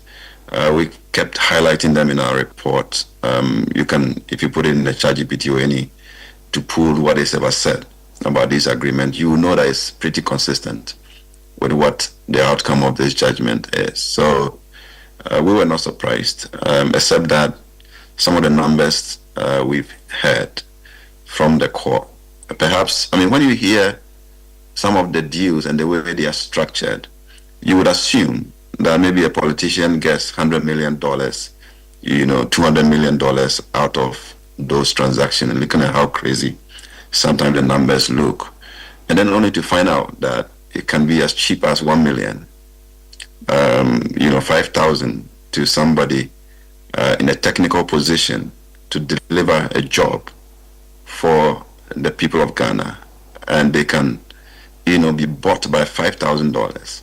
That is crazy to know that those are the numbers that actually inform some of these transactions. And perhaps that would be the only surprising bit, but knowing that it was overpriced, it was expensive and all of that, we've consistently said them. Okay. And the outcome of the ruling is not different from what we have always believed. I would get back to you on, the outcome and also the fact that it was overpriced. And so we'll look at, beg your pardon, this particular arrangement and find out how much we had to pay and whether we could have had a better deal. We'll get into that conversation shortly. But Mary Ada is Executive Director of Transparency International Ghana. She's joined us on the phone. Mary, good morning. Good morning, Winston, and good morning to Ben, my brother, the other day. Okay, Mary. So from an anti-corruption point of view, what do you make of this whole scandal? Thank you very much. This is really sad, but not surprising, as Ben has indicated. We continuously talk about contract padding and issues around public sector or public official complicity when it comes to these contracts that are negotiated. It's really sad. It's really sad that public officers allow themselves to be used this way, but that's the reality of our fight against corruption, that they find avenues to loot, to share, and to bleed this country dry. To imagine that at a point where in the life of this country we were so low, citizens were willing and ready to do anything to support government to reduce the situation and bring us back to normalcy. What public officers were doing was to ensure they collected small and little money which went into their own pockets. They didn't think about this country. But the good thing for me in the fight against corruption is the fact that you can do this and go away, and even in 100 years, if our laws are effective and biting enough, you would respond and answer for it. All right, Mary, I'll get back to you shortly. Isaac Ofieje, who's head of Joy News Research, is here with me, and he'll be taking us through, this whole scandal, what we've learned so far, what the U.S. court has found out. So, good morning, Isaac Ofieje, and thank you very much for joining us. Good morning, Winston. I believe you're doing very well. Of course. How about you? As you can see, God is always, taking very good care of His children. So we are fine. So let's do it this way. The story in a nutshell. Yeah. What has happened? Well, in fact, it's an interesting, story. When I saw the court document, if you make time to read it, you realize that there were very interesting details, and they depict what is actually happening in our public, sector, and then also affirms that GSS report in terms of the bribery report that we saw in the, I think that's third quarter of 2025, that in Ghana, it is likely that 7 out of 10 public officers will request for something small before they do something for you, right? And so this actually sits within, that framework. And Professor Bokman saying that, well, politicians, to say they love crisis. In a nutshell, this was the period where the country was, battling with power crisis, 2014, 2015 period. And the solution was that we needed to bring on board some power plants, independent power producers, which, currently they account for about 70% of the power we consume. So they play an integral role in our power sector.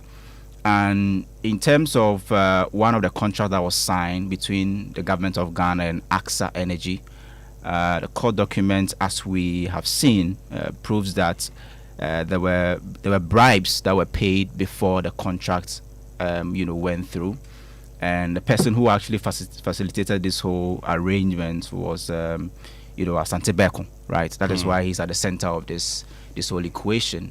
And it is interesting that you've got so many facets to this deal, and that the only person who has been convicted so far, or let me say he's been found guilty of bribe is Berko, right? Okay. Because there are so many other people also involved, which I know will come back to that.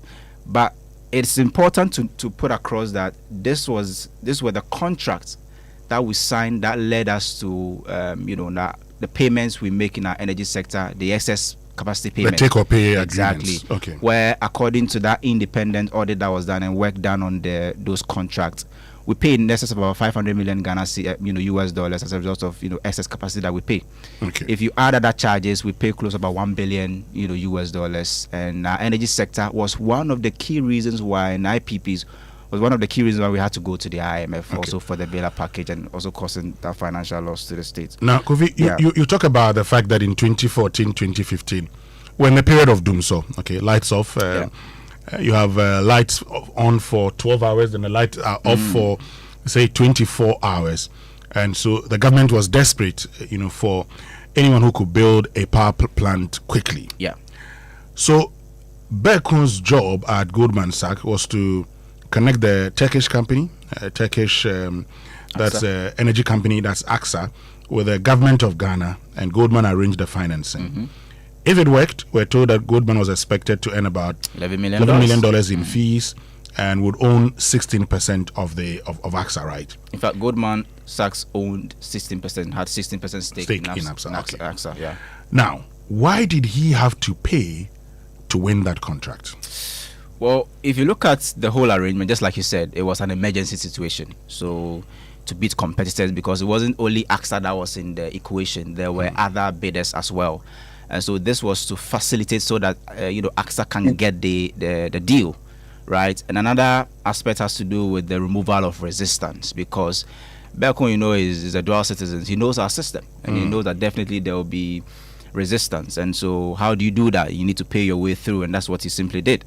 And to help the deal move faster was one of the key reasons why he had to pay to win, right? Okay. And also because the price was huge, and if you're signing such a big contract, everybody sees the figures, they are asking themselves, what can we get from this pie? So those were some of the reasons why I think that he had to pay his way through to actually win the deal.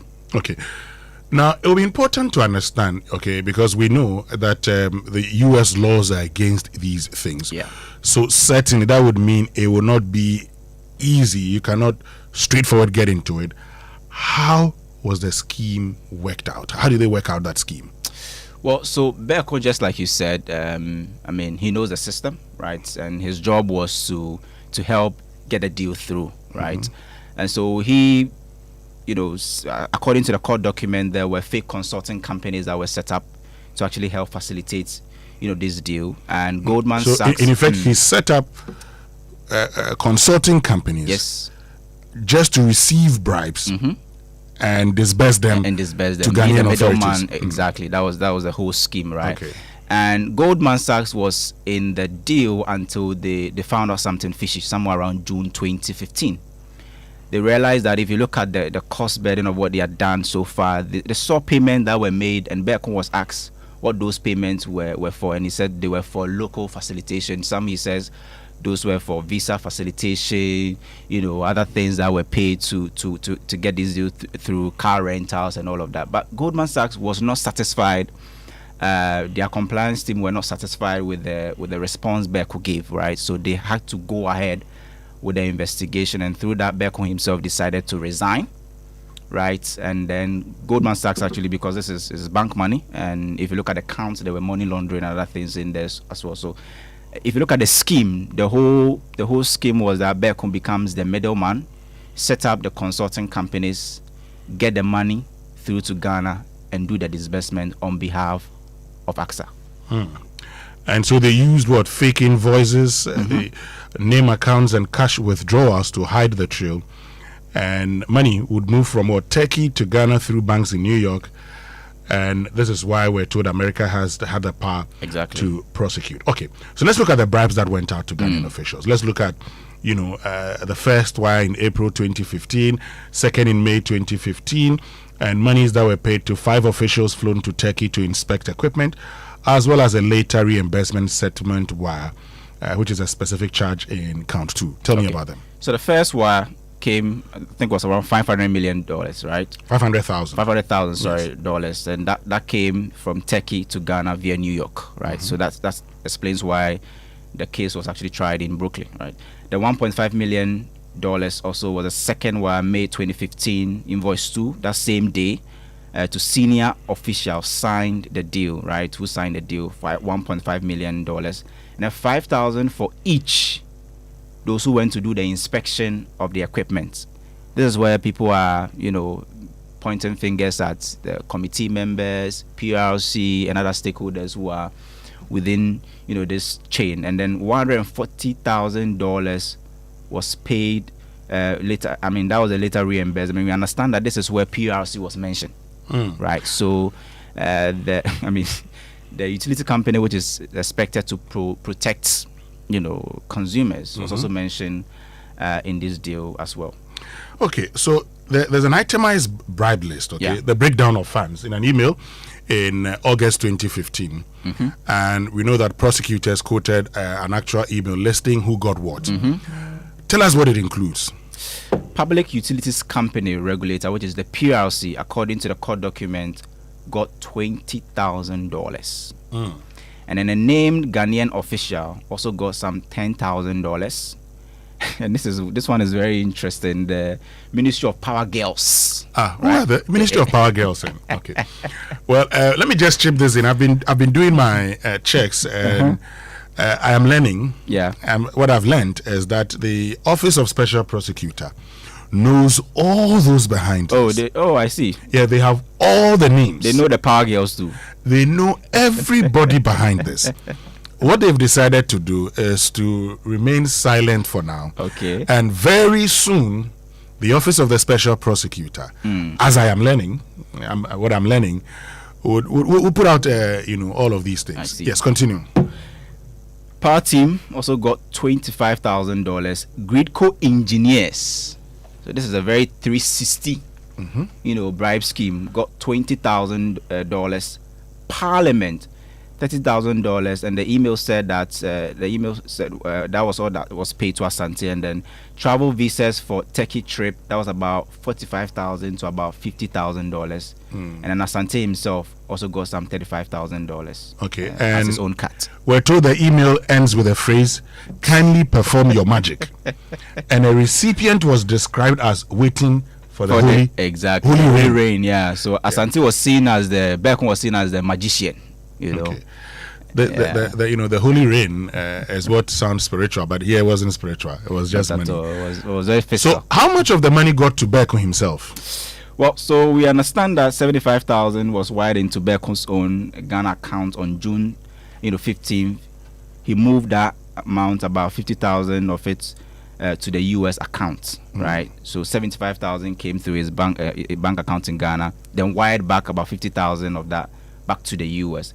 Then $99,900 and $144,000 were the further sums routed into a second Berko account, right? So if you add the two, we've exceeded more than 300. That's about $300,000, right? And even after Goldman Sachs, after he left Goldman Sachs, AXA kept spending money, according to the court document.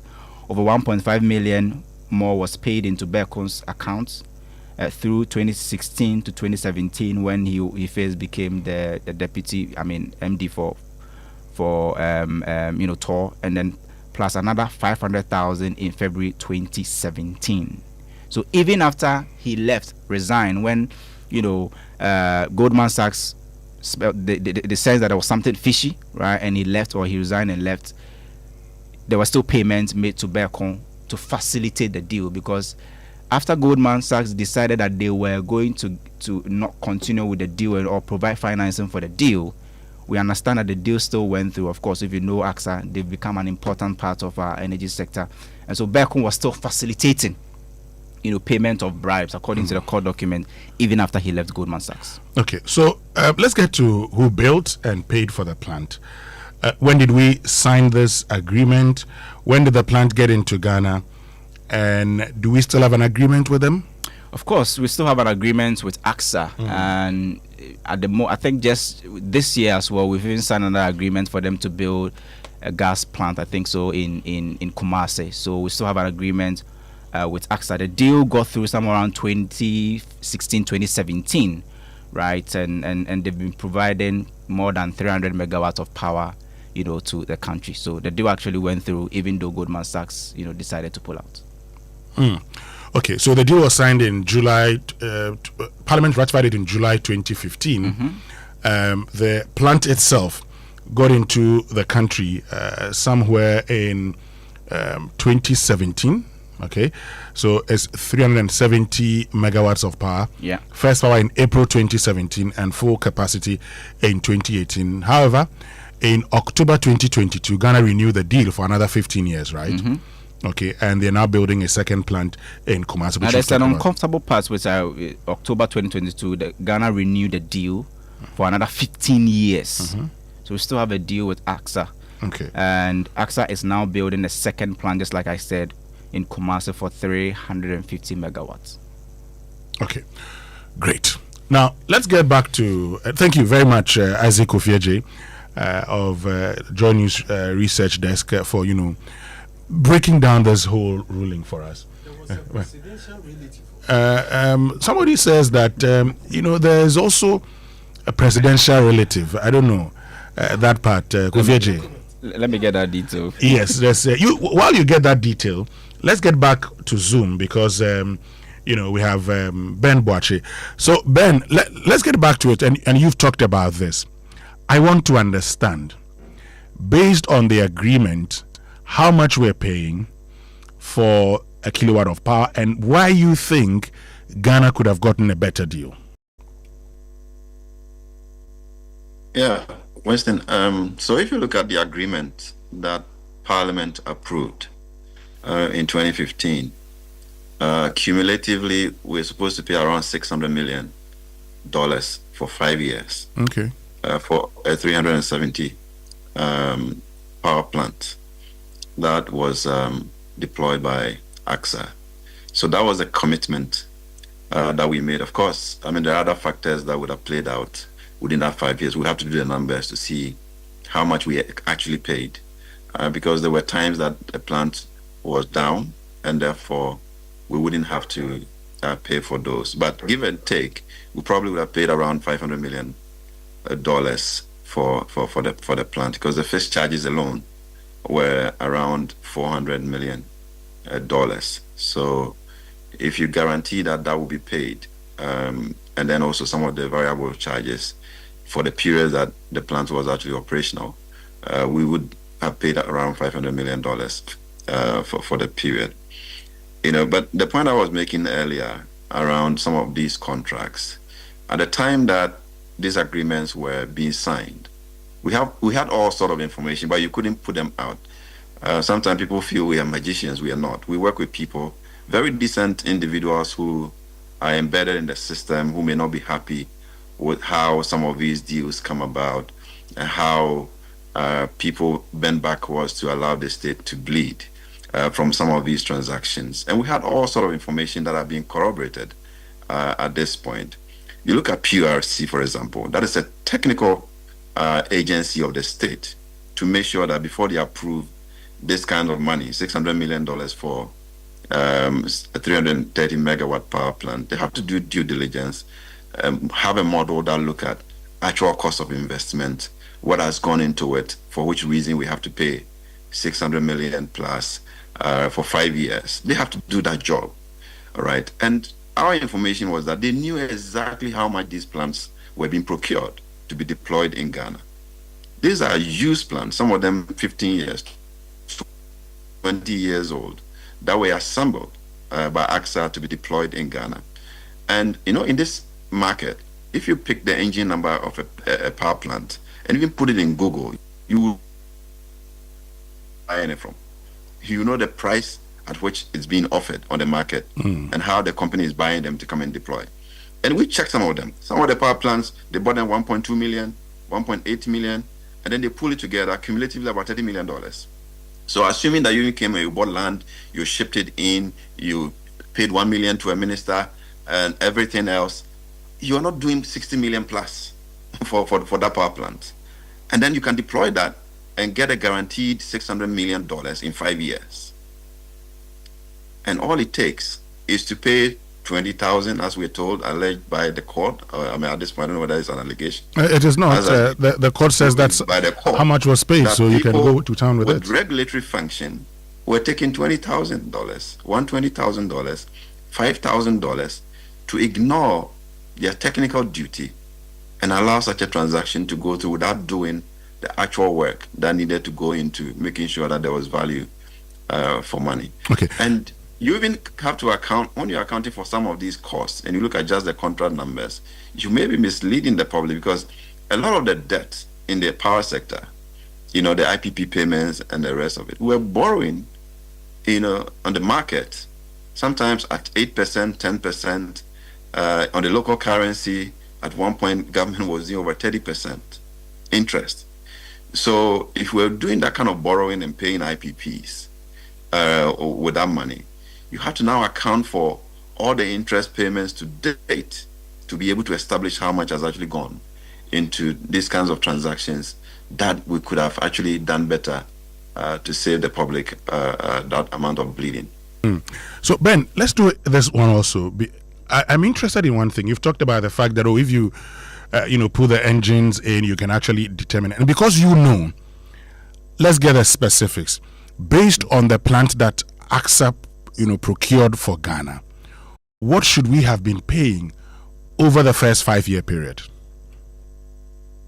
I mean, what we should have been paying from the investor perspective, they will tell you that once you are paying those amounts of bribes, to get the things in, you have to factor all of that in, the risk levels and everything. But at the point, what we said was that if those were the plants we actually needed, it didn't have to take a foreign investor to actually deliver those. You want to use plants, they are available online.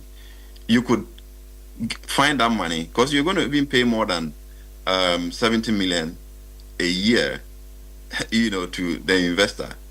We can't even borrow 70 million and perhaps give to VRA or any agency that was already operating in that space and say, take this money and procure these power plants and let's maybe put 2 cents or 3 cents in there to be able to recover and deliver power to our people. But we just got a foreign entity with these schemes, embellished in it to come and deploy a solution that you have smart people in this country that can actually deliver by looking at the numbers and looking at the technical solution that we needed to be able to do it. So, I mean, if you're a student of African Agency, you're a student of political economy or, how some of these things work out, it tells you clearly why those options are always the preferred and not the most optimal solution that actually deliver the same solution for the people.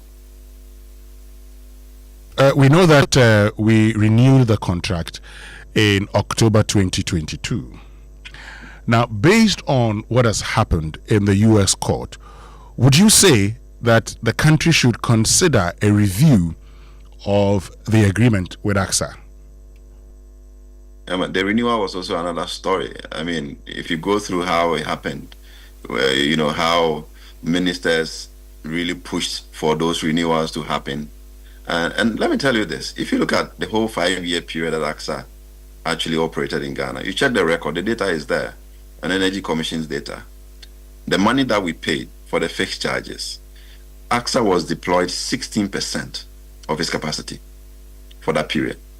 So what it means is that we essentially paid for the plant to be idle for much of its existence in Ghana over that period. And yet, we were in a hurry to push for its renewal, and it got done.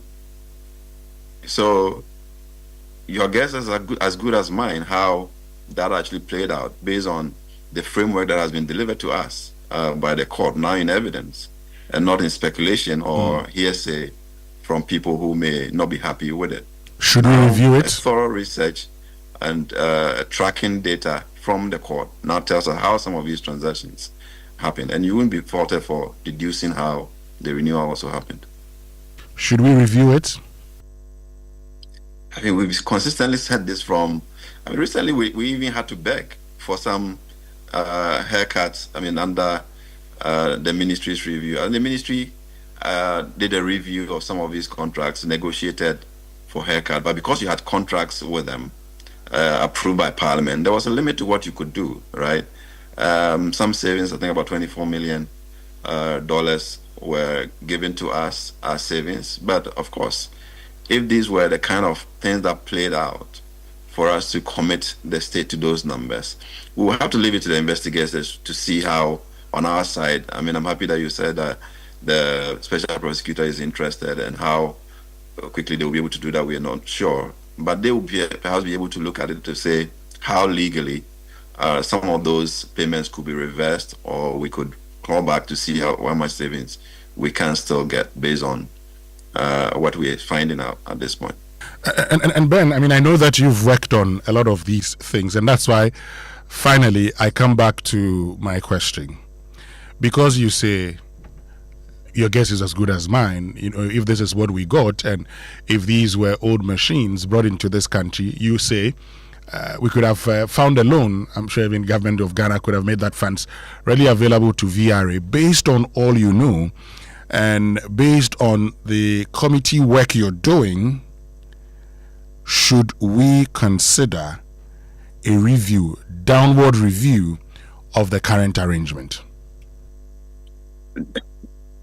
At this point, it's not my wish. There are legal ramifications around it, so I wouldn't want to get into those numbers. But we need to look at this situation again, consult broadly with lawyers on what the implication of this judgment could be for saving the Ghanaian public. I'm always for making sure that we decently price electricity for a proper economic takeoff. The way we do some of these transactions and price electricity so high, we're not going to be able to develop with them. So if there is any way to actually bring down the cost by negotiating or renegotiating and playing out, you know, the advantage we have properly, we should do it.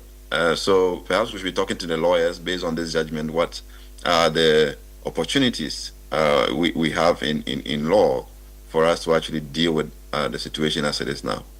Okay. Please hold on for me, Ben Bosch. Let me bring in, Mary Ada of Transparency International Ghana. So, Mary, now these are beneficiaries of corruption, bribery, and this has been proven in court, so we can say it.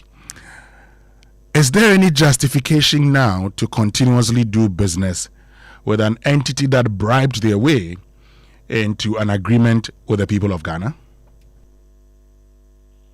Thank you very much, Winston. I believe that listening to Ben and also with the analysis and reading the contracts and also the judgment, it's really sad that we continue to speak this issue without bringing to attention the fact that we cannot continue to work with people who have been cited for bribery, not just cited, in fact, indicted for bribery.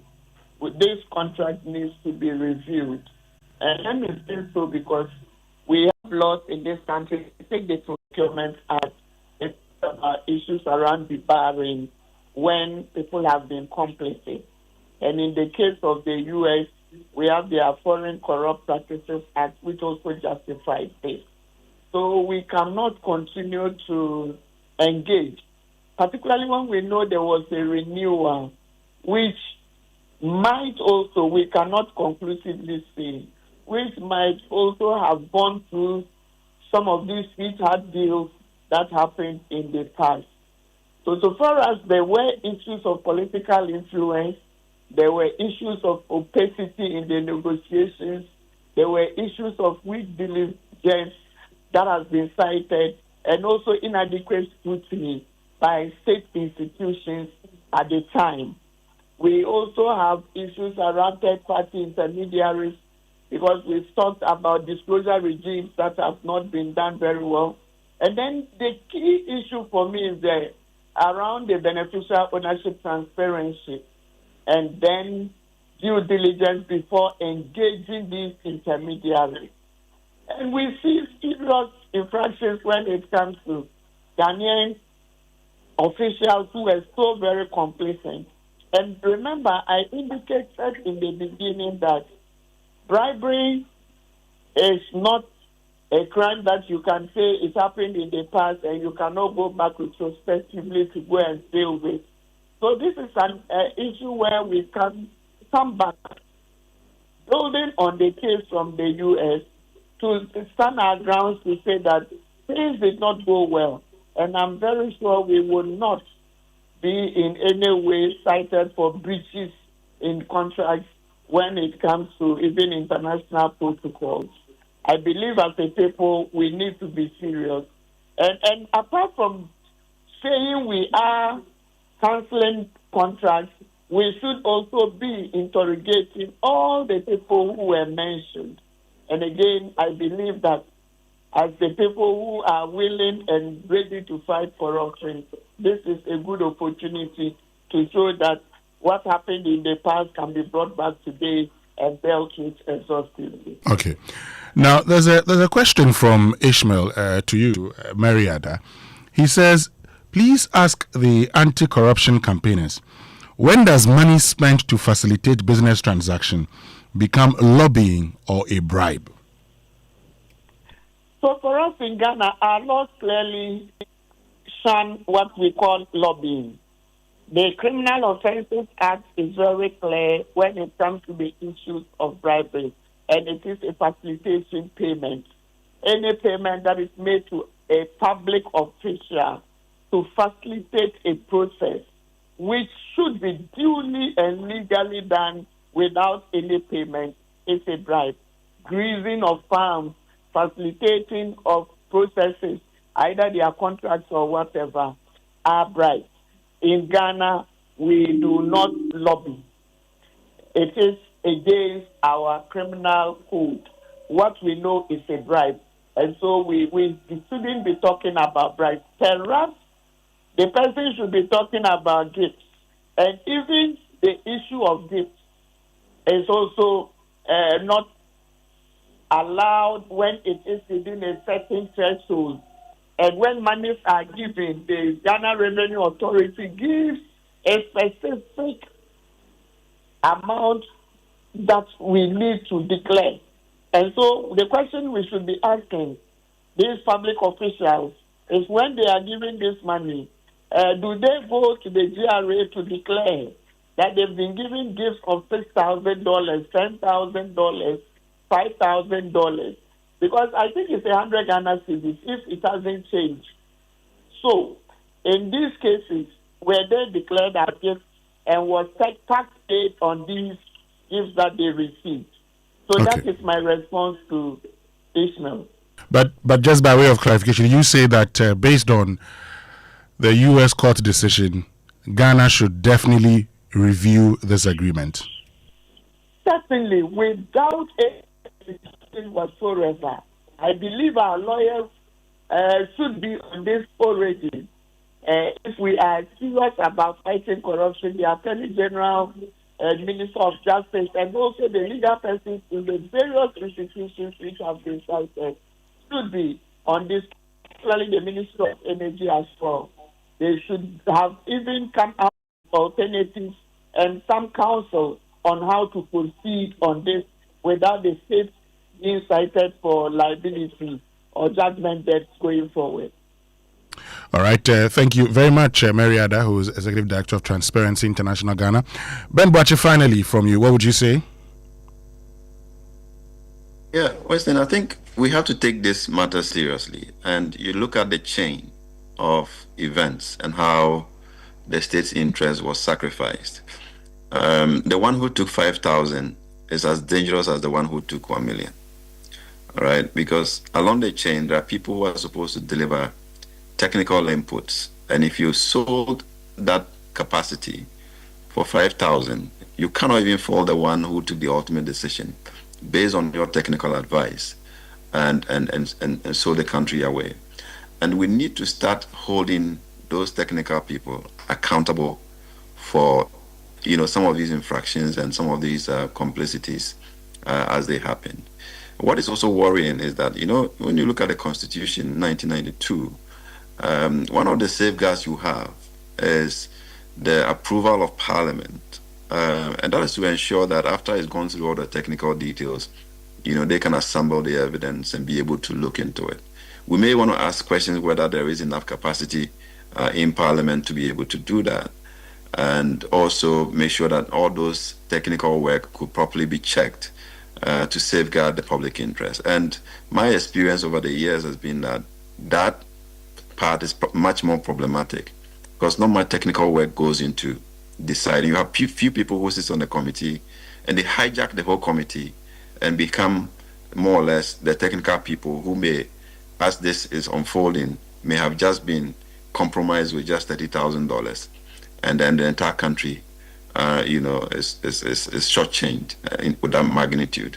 And we are talking about just one agreement, right? There are multiple agreements that are going through these kind of similar situations, not just in the energy sector, across multiple sectors. And we are bleeding our money into foreign accounts, in foreign companies, and taking millions, and thousands just to sacrifice the country that much. We need to really look at transactions that are engineered in the space to see how we can optimize them. And that collaboration between civil society, the media, and think tanks becomes extremely important for us to be able to track how public money is actually used. Otherwise, this is more than a modern day slavery, where anybody can walk in with a briefcase and just carry multiple millions of dollars, from our shores, because the agency, the people who are supposed to represent us, can be extremely callous and sign checks, for foreigners to just carry away. And we're always looking for money when the money is actually here. We're just dishing them out to people. Ben Boakye, thank you very, very much for joining us this morning. We're very grateful to you. Ben Boakye is the Executive Director of the Africa Center for Energy Policy, ACEP. Kofi, before you come in, this message, beg your pardon, a very long one, says, Massa, let Kwabena Donko be. Were we not in this country when the Office of the Special Prosecutor officially concluded and closed its long-running investigation into the Airbus SE bribery scandal, exonerating former President John Dramani Mahama of any corruption-related offense? The same U.S. court which found Berko guilty and implicated Kwabena Donko in the AXA corruption scandal also found Airbus guilty. The U.S. court found that government official 1 introduced his blood brother, Adam Mahama, to serve as a conduit for payment of bribes in an elaborate scheme outlined in the same U.S. court judgment. Yet the special prosecutor investigators identified Mahama as government official 1. Yet the special prosecutor strangely found no evidence of bribery or criminal intent against Mahama. If we as a country about corruption that much, why didn't we interrogate that strange special prosecutor findings and are busy hanging Kwabena Donko?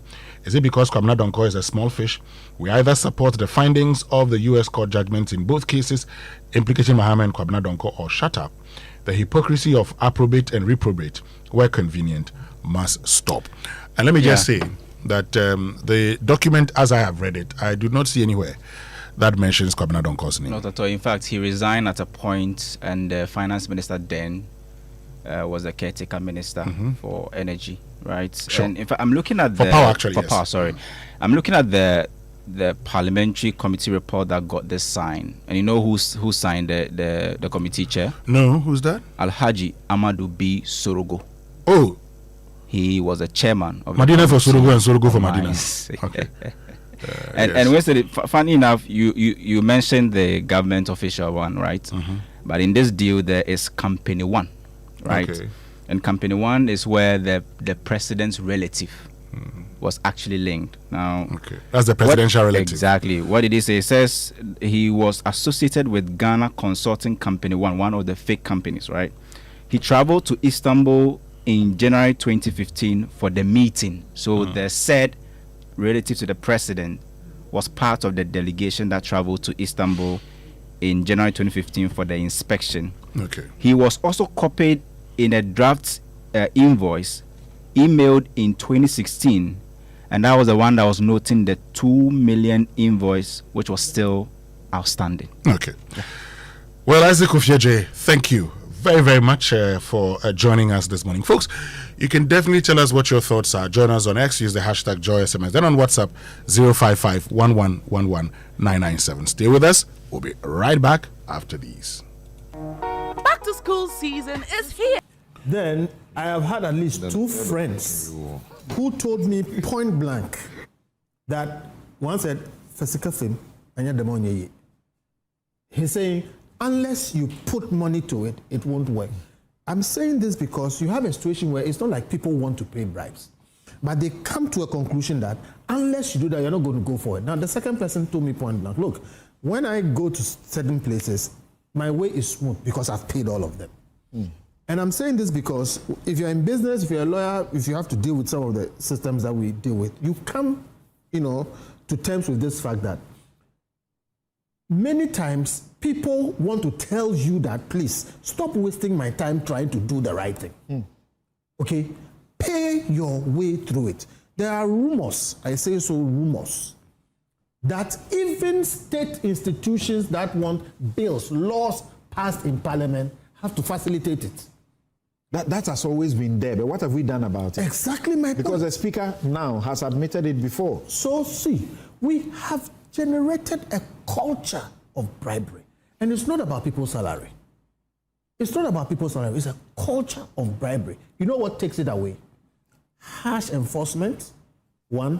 2, and that's the easier one, depersonalization of government services. And I'm really glad that we have a state establishment such as the Statistical Service. Many thanks to my very good friend, Dr. Alassane, for doing the fantastic job. But it's also instructive to note that I think the baseline survey for this started in 2014.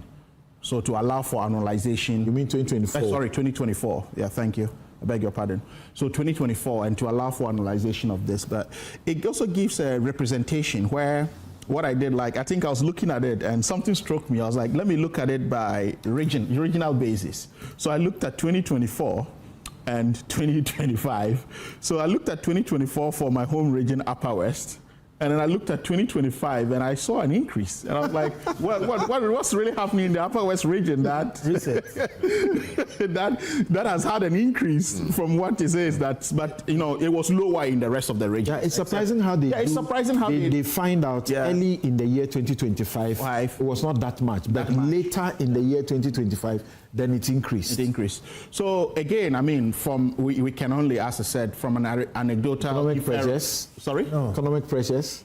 It can also, to an extent, when you have change of governments, right, and there are people think that there's new initiative to chase, there's new investment to chase, etc., it sometimes could fuel these kind of perceptions as well, because people are trying to offer because they say it's the norm or was the norm. I'm talking about the people demanding yes, and also people taking up new rules because there may be shake-ups whatsoever. We've had this conversation before. I remember I told you that in Ghana, we spend all our time looking at the political class. And leave everybody. Because we do it to ourselves. We have highlighted ourselves. Then it's always refreshed. And then it allows the bigger picture to go away. Do you know those who own the biggest houses and homes at East Legon and Cantonment? They are civil servants. They are not. I'm not sure about that. No, that's a fact. I'm not sure about that. See, for the first time, you see TUC man saying that he's defending something. He's okay.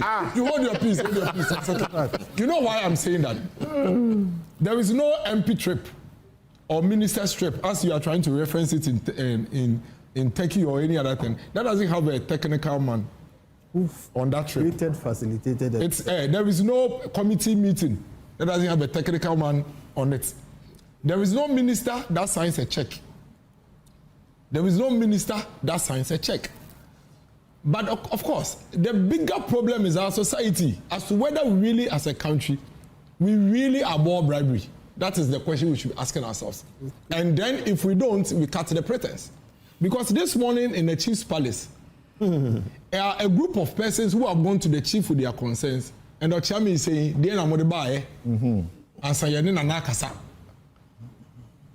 because we have a society where we have problems like You see what I mean? In fact, you know, these days I never even knew that apparently when you go to the chief, you don't go with like one bottle of shit. You must go with double. Everything is double. I didn't know that. So, and these days there must be cash as well. Yes. So we need to ask ourselves those fundamental questions as to whether truly, bribery, is this something we abhor? And the politicians are taking very good care of some of the chiefs. No, and the politicians are taking the flanks for everything. Or it is actually a system that, honestly speaking, has become part of us. Because it's difficult for a Ghanaian to walk to, let's say, passport office, ask for help, get help from somebody, and he leaves just like that. That's engineer. He feels that once the guy gave me a spot to park in the midst of all this chaos, what I'm living, is it bribery? Is it a gift? No, I'm just making a point. But that is where it starts from. Yeah. Because once you begin to see it as, it's just gift, it becomes institutionalized in a way that those who don't give gets to stay longer. Something's take this morning, returning sanity to the public square. That's my topic. You go on social media, you see all kinds of things. No respect for our elders. Insults. Things that our society did not allow in the past. Today, anything goes. We face family breakdown. Many families are single. The man, the husband has left the children with the wife. We have substance abuse, drug addiction. We have corruption, unemployment, and the general erosion of our moral and social values. But in all these challenges, what is the answer? 3 words. Our faith in God. That is the anchor I told you. If we hold on to that faith, these challenges will not harm us. So when the President of the Republic takes to the pulpit in church to bemoan the toxic subculture of vile abuse, insults, and social media denigration, it is a clear sign that our moral compass as a nation is spinning out of control. When the Deputy Minister for Education, Dr. Clement Apak, warns that unrestricted social media access, mobile phone misuse, and concocted substance abuse are fueling violent student revolts, such as the appalling attack on the headmaster at Obuasi Senior High Technical School. It reveals a systemic breakdown that threatens the very stability of our democracy. They are not the only ones who are concerned. Earlier this week, at the National Mosque in Kanda, during the 4th Ghana Catholic Muslim Leaders Dialogue, I had the privilege of moderating a panel of eminent religious leaders, scholars, civic actors, and youth representatives. From the keynote address delivered by Professor Abdallah Ali Nacha to the impassioned declarations of the Catholic Bishops' Conference and the Office of the National Chief Imam, one sobering truth resonated. We are fast losing our youth to unbridled culture of disrespect. FM with me, Winston Amoah. So, on Friday, President John Dramani Mahama announced his first reshuffle, filling the defense ministerial position and that of environment, science and technology. So Gilbert Kenneth Ejay, now Defense Minister, Dr. Zaneto Ajiman-Rollins, Minister of Environment, Science, Technology and Innovation. But also Mahama Yarga becomes Local Government, Religious Affairs and Chieftaincy Minister. And then Ahmed Ibrahim becomes Works and Housing Minister. We're going to get into all these changes shortly. what it means, for the various ministries and by extension, the country Ghana. But you've probably noticed that, the lights go off when you least expect it, plans interrupted, businesses forced to pause, and homes left in the dark at inconvenient times. Well, Translight Solar is here to help you. With Translight Solar, you enjoy consistent, reliable power every single day, no interruptions, no surprises. Now, their smart solar solutions are designed to keep your lights on, your appliances running, and your operations moving while helping you cut down electricity costs. They're offering exclusive installation discounts starting at 34,000 Ghana cedis only with flexible payment options. Call 0242 438 746 or 0256-040838 or visit translightsolar.com. Translight Solar, reliable power, total peace of mind. But look, let me tell you about Virtual Security Africa, because they want you to install security updates for operating systems, web browsers, business software, and mobile devices, because many cyber attacks exploit vulnerabilities that already have available patches. This cybersecurity tip is brought to you by Virtual InfoSec Africa. But going green is not just about saving the planet. It can save you real money. Install solar panels and cut down your power cost, get an electric vehicle, and reduce what you spend getting around, switch to energy-efficient equipment, and lower the cost of running your home or business. And the best part, Absa Bank can help you finance all of it. The Absa Green Finance Loan gives you what you need to make it happen. Walk into any Absa branch, ask about the Absa Green Finance Loan today, and say yes to a greener tomorrow. Terms and conditions apply. Absa Bank reminds you to shine your eye to avoid being scammed. Your story matters, Absa. But if you need fuel, make the smart stop at Star Oil, Ghana's largest oil marketing company, because with over 240 stations nationwide, Star Oil gives you high quality fuel, great service, and real value for money. And this is why many Ghanaians are switching to Star Oil. And with a Star card, you can enjoy safe, cashless fueling and easy expense tracking wherever you go. Choose Star Oil for your quality and affordable fuel.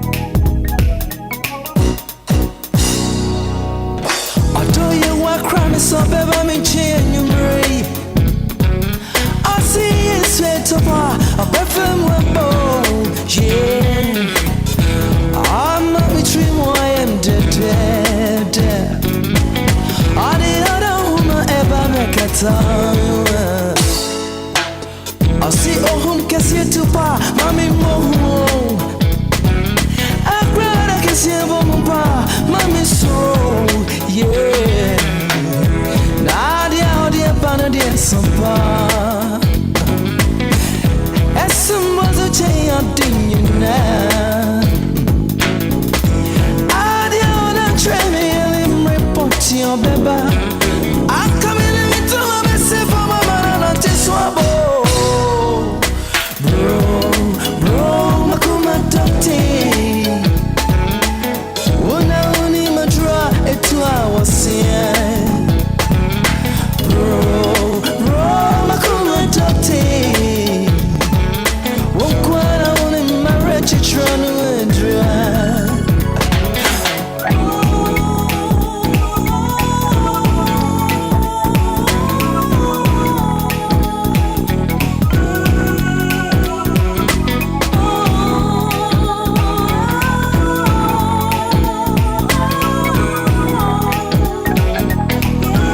Live here on the Super Morning Show on Joy 99.7 FM. And Evans Mensah is head of the political desk and senior news editor here at Joy News. He's joined us via Zoom. Evans, good morning. Good morning, Winston.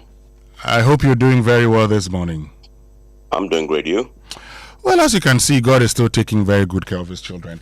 And, for a whole year, there's been a lot of conversation about who becomes defense minister and who becomes environment science minister. Well, these positions finally have been filled. On Friday, we got the announcement. Would you say better late than ever? Or you probably would say maybe the president had no business filling these positions? He had to do something about it. I mean, remember he promised last year, before we went for the break, the New Year and the Christmas break, that we should go and have fun. And then when we return in the New Year, he will appoint a substantive defense minister. We came back. It's been more than a half year now before he's making that change. He had to make a change. And have a substantive defense minister in place. There was speculation, as you know, that Zanata Rawlings was going to be that person, but has decided to put her up for the environment ministerial position, which I think is a sound one. But also because if you look at the clamor that we've had recently for Zanata Rawlings to be in his government in some capacity, recently the former, Supreme Court Judge Atuguba was the last one to publicly make that demand.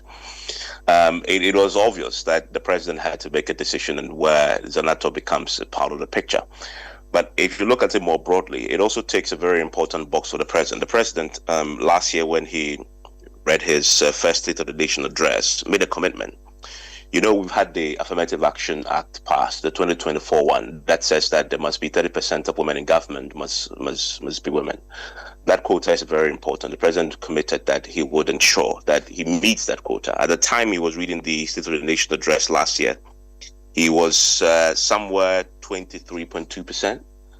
So this is important to have another woman in his cabinet, and I think that that's good for the president in terms of taking that very important box. But also, he answers that question about the founder's daughter, and you see the clamor that has been, the pressure that the president has been under. So you have formally now a Rawlings in the John Mahama administration. What that does for John Mahama himself, I guess, is the jury's still out in terms of his because of course the Rawlings' name is a very, very important name in the NDC. After all, the founder is a founder. But John Mahama, of course, this is his only term, final one. It does a lot for him. But I think the most important one, I believe, Winston, is the shift that has happened with Ahmed Ibrahim. Okay. I thought he was quite settled into that role, and then this change has happened. I don't know what you think about that. Well, I can understand many would think that he has settled, but also, the local government ministry is a big one. Okay, it's a very, very big one. I tend to agree with those who suggest that this may have more to do with internal party issues than governance issues. Internal party issues, that's an interesting perspective. Yes. I wouldn't go into details, but I think this has more to do with internal party issues than governance issues. We'll leave it at that for now. At the right time, I'll make reference to it again. Yeah, Anansi is doing his thing, but the reason why I say it's interesting is, remember, the Ahmed Ibrahim is very, very close to the general, the chairman of the party, okay. And there are many who thought that Asante Kweku, of course, was giving a free hand in setting in place the local government architecture under John Mahama. So you would know that the MMDCE arrangements, the vetting, it was Asante Kweku's baby. And so Ahmed was, in many people's eye, was installed as a local government minister by Asante Kweku. That was a view, because you complete that puzzle of setting in place the MMDCE structure. You do the vetting, you nominate people. He oversaw that, and then you have a minister in place to ensure that structure remains intact. So there was that group of people who felt that sort of cements Asante Kweku's influence when it comes to that structure, and that structure is going to be very important in the eventual consideration when it comes to the succession arrangement that NDC is going to go through. So to have Ahmed remove, and reshuffle to another ministerial position, I thought was very interesting, and maybe it may come to the point that you were making, although you are not willing to make the point just yet. Well, like I indicated, this is just a teaser. So you keep this. At the right time, I'll make reference to this again, and we'll use it for another analysis, But, and that's it for me. Mahama Yarga going to, local government chieftaincy and, religious affairs. Now, if Mahama Yaga had been made chieftaincy minister at the beginning of the John Mahama administration, you probably would have had people raising the concerns, that were raised about Cletus Avoka being made interior minister and Professor John Evans Atta Mills at the time that the Boku crisis was on. But today, the Otumfo Mediation Committee has done its work, has submitted its report, and we seem to have a clear idea as to how the chieftaincy issue should be in Boku. So having an indigene of Boku as chieftaincy minister wouldn't be much of a problem. I can reasonably infer that maybe he was in consideration for this, but they had to wait for everything to settle before finally sending him to that ministry. But I think it's an interesting one, considering his position in Parliament as the majority leader, supermajority. I got a sense that it's too early to reshuffle again in Parliament, and I make the point again because the NDCs, set that precedent where in opposition they did a reshuffle of their leadership. They've come to power within 1.5 years. There's going to be another reshuffle as far as the leadership is concerned in Parliament. Will that have any real impact on the way business is done in Parliament? I doubt very much, because Agaga is very qualified, and I know questions have been raised recently by some of the leadership on the other side about whether he can manage this.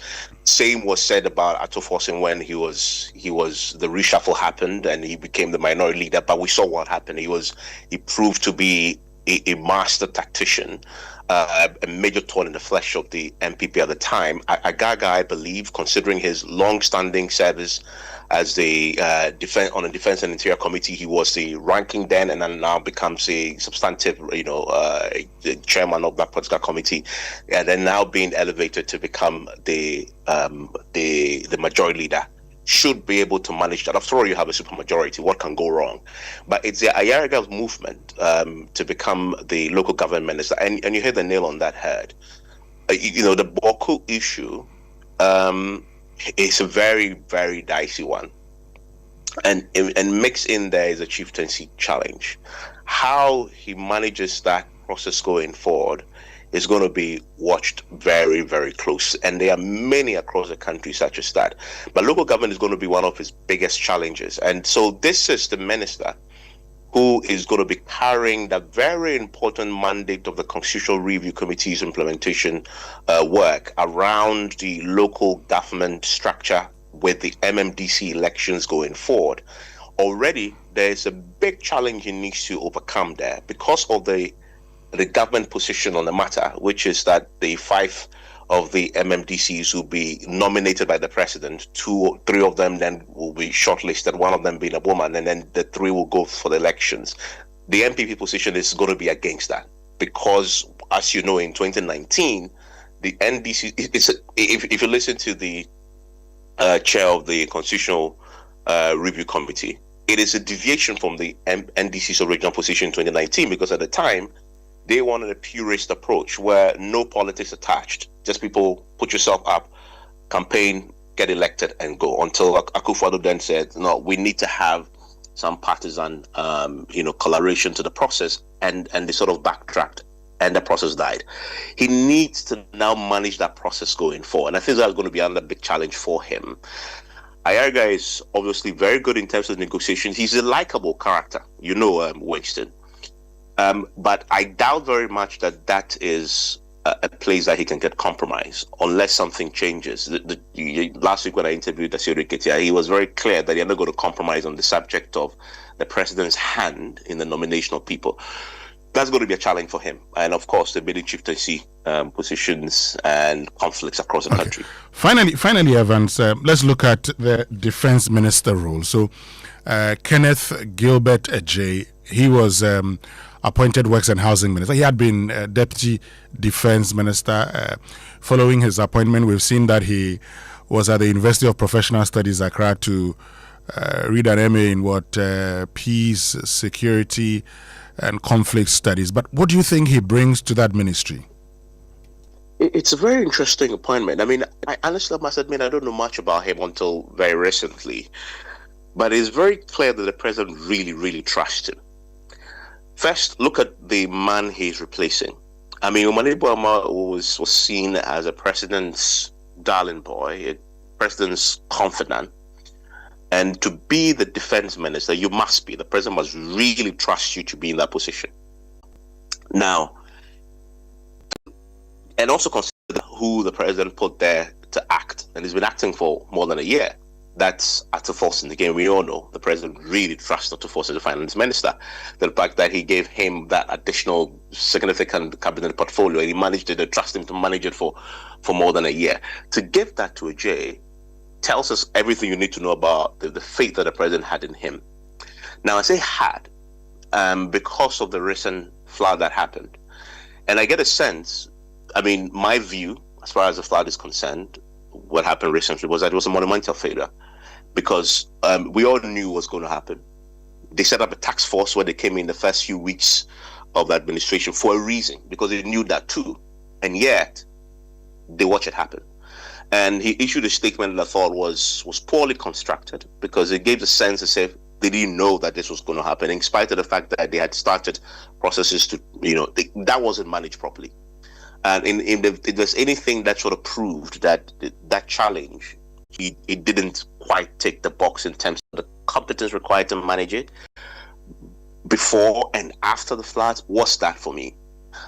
Is that the reason possibly why he's been moved from there and sent elsewhere? I mean, but again, the defense ministry is a very, very sensitive one that he needs to manage. It just shows the president's faith and trust in him. Maybe he'd be more suited to doing that job, because as you know, you fly under the radar. This now we in terms of defense, we have a challenge on the back of the helicopter crash to,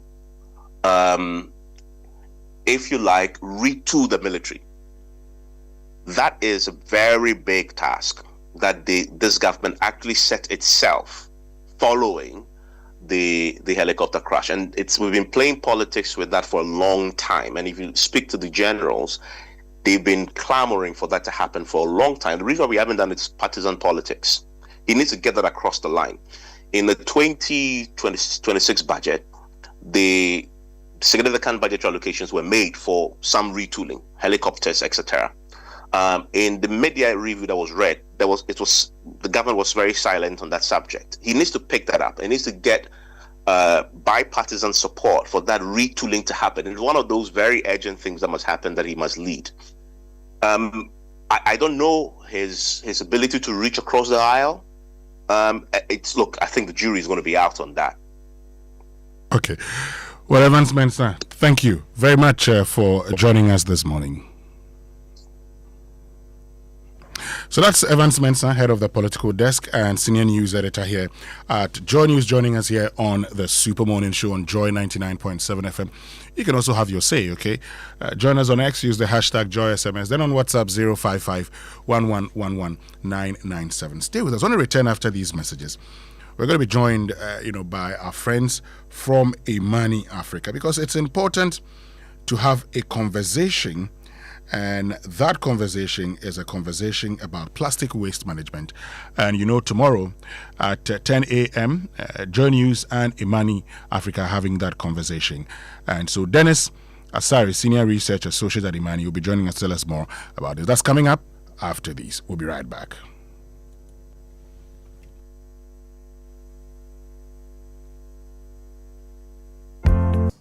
Online vilification and moral decay.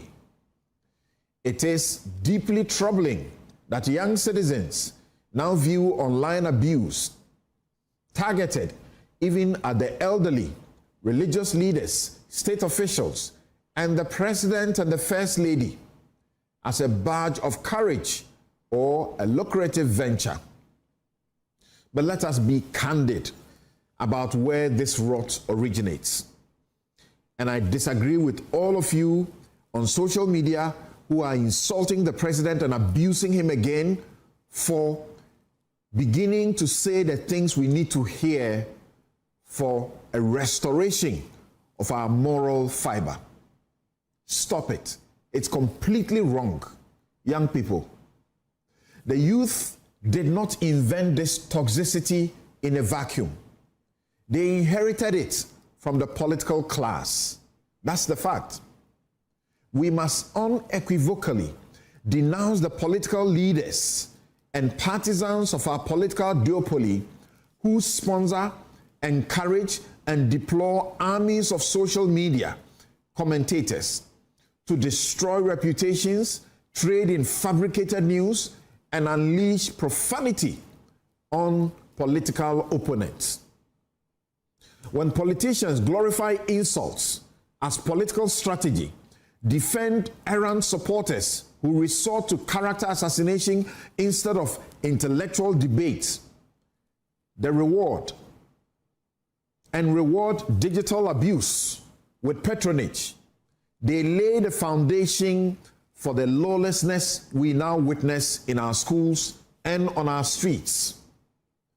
The recent wave of police arrests over insults and cyber abuse should serve as a stern reminder that freedom of expression is not a license for criminal defamation, harassment, or social destruction.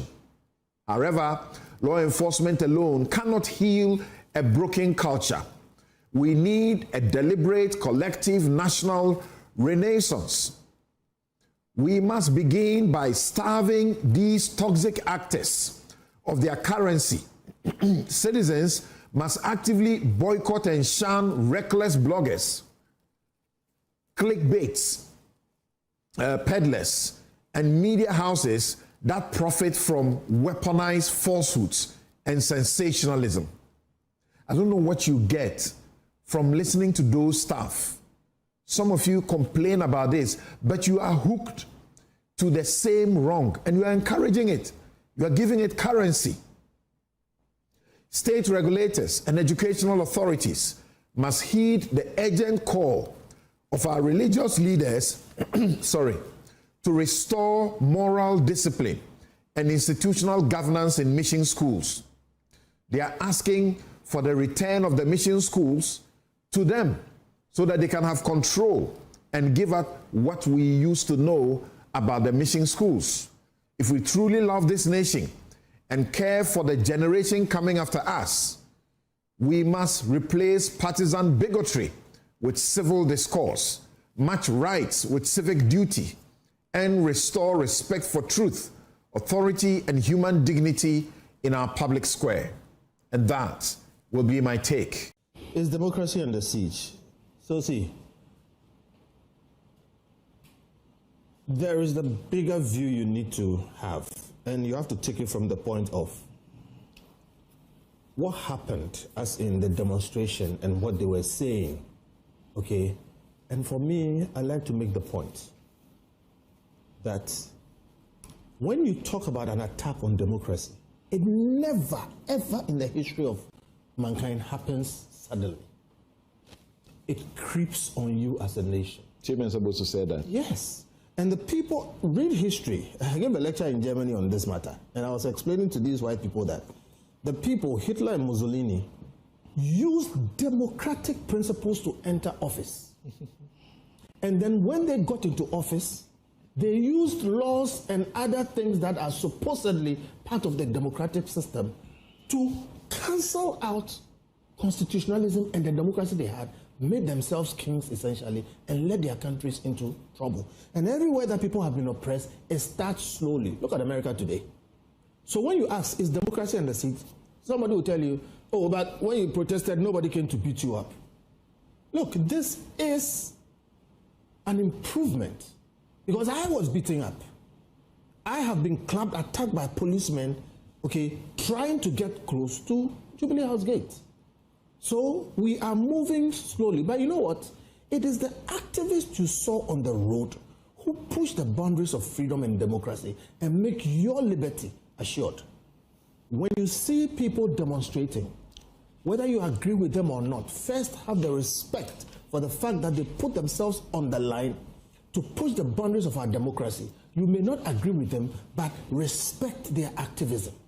So for me, it doesn't matter to me what you are crying for. The fact that you wake up and put yourself out there. People have died in that process. Should it not matter that the people who are leading this did worse? And people are asking them, you don't have the moral right to make the claims you are making. No, and that's why I'm going on and on. You see, when you say you don't have the moral right, what it means is you did something in the past and so you can't come and talk. No. Look, again, those of you who sit at home and watch them, these are the people who guarantee your liberties. The fact that they step out to confront leadership, look, whether you like it or not, the leaders will take a cue. But the central issue, is democracy really under siege? If you look at what is going on today in Ghana, you don't think so. Because I'm a free man, and that's why I live in this country. I don't want to go anywhere. So on a bigger scale, you will say, oh, democracy is not under siege. No. 99.7 FM. With me, Winston Amoah. So, dear parents, if you're looking for a world-class university experience for your child right here in Ghana, Lancaster University Ghana is the only British branch campus in sub-Saharan Africa offering students the same prestigious Lancaster University degree awarded in the UK with a 90% graduate employment rate within 6 months of graduation.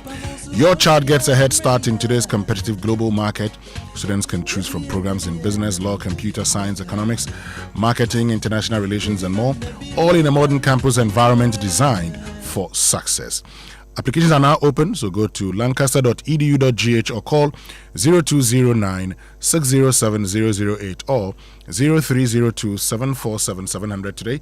Lancaster University Ghana, a global degree at your doorstep. But you know, for 13 years, Asante Travels has created unforgettable journeys and lifelong memories for thousands of travelers around the world. This August, it's your turn. Experience the excitement of Dubai, Abu Dhabi, Malaysia, Bali, Singapore, Thailand, Nairobi, and Zanzibar with our exciting 13th anniversary tour packages. Book today by calling 0595 500 817 or 053 100 8550 or visit AdanceTravels.com. Asante Travels at 13. Feel the joy. And the countdown is on. The APSA Auto Fair in partnership with City FM and Hollard Insurance is bringing Ghana's leading automotive brands and thousands of car lovers together for one exciting weekend. Join us from the 22nd to the 23rd of August at Good Park, Accra Mall from 10 a.m. to 10 p.m. for the biggest auto event of the year. Bring a friend, bring the family, and come and explore vehicles, enjoy test drives, insurance, and affordable finance options. From Absa Bank World, you pimp your rides with new accessories. Looking to showcase your business? You can still book an exhibition space by sending us a WhatsApp message on 0541 361237 today. But let me introduce you to the future of mobility in Ghana, because at Drive EVGH, we're not just selling electric cars, we're launching a movement, all electric, all style, zero fuel, zero noise, cut your transport costs by 70%. That's right, no more oil changes, engine repairs, or long queues at gas stations. Drive now, pay later, no deposit, no excuses, and thanks to amazing bank partners, you get instant approval, great interest rates, and super flexible terms. Want that luxury electric vehicle? It's yours today. And when it's time to recharge, we've got you covered with X-Charge EV. Now, the X-Charge EV is our blazing fast smart charging network, fully self-serve, app-enabled, and growing fast across Ghana. So whether you're a smart driver, forward-thinking business, or someone chasing sustainability goals and SDG success, this is your moment. So are you ready to ride the revolution? Drive EVGH, Ghana's #1 electric car company. Visit our showroom at Burma Hill on the Mahama Road. For inquiries, call 0596 513056 or 0554136410. Drive EVGH, drive into a sustainable future.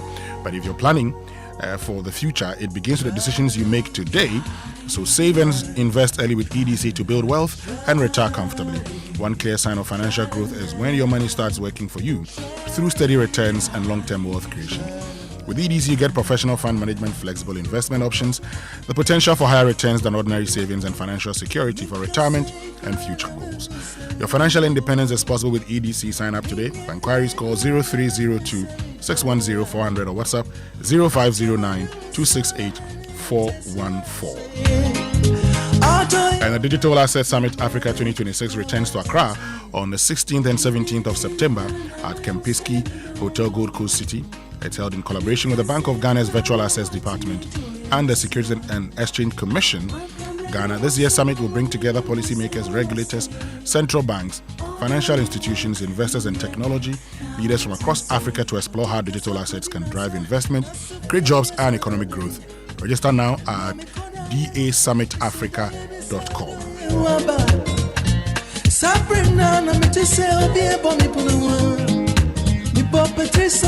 So you know that Kingdom Books and Stationery Limited's back to school promotion is here with us again. From now till the end of September this year, Kingdom Books and Stationery Limited is offering a generous 15% discount on all school items, including pens, pencils, erasers, exercise books, and more across all their branches in Accra, Tema, Kumasi, Takoradi, Winnipeg, Cape Coast. So parents, teachers, students, please hurry while stock lasts. For more information, call them on 0302 764 101 or 0302 764 209 or email info@kingdomgh.com. You can also visit their website, kingdomstoreonline.com. Kingdom Books, where quality and affordability are both assured. Terms and conditions apply. But MTN has just brought the prices down and the speeds up on MTN Fiber for Home, and your whole household is about to feel it. Now you can enjoy 100 megabits per second for just 299 Ghana cedis, 300 megabits per second for 444 cedis, and 500 megabits per second for 999 all per month. Pick what fits your home. No data caps, no slowdowns, just fiber built for real life. MTN Fiber for Home, your speed, your home, your choice, only MTN, everywhere you go.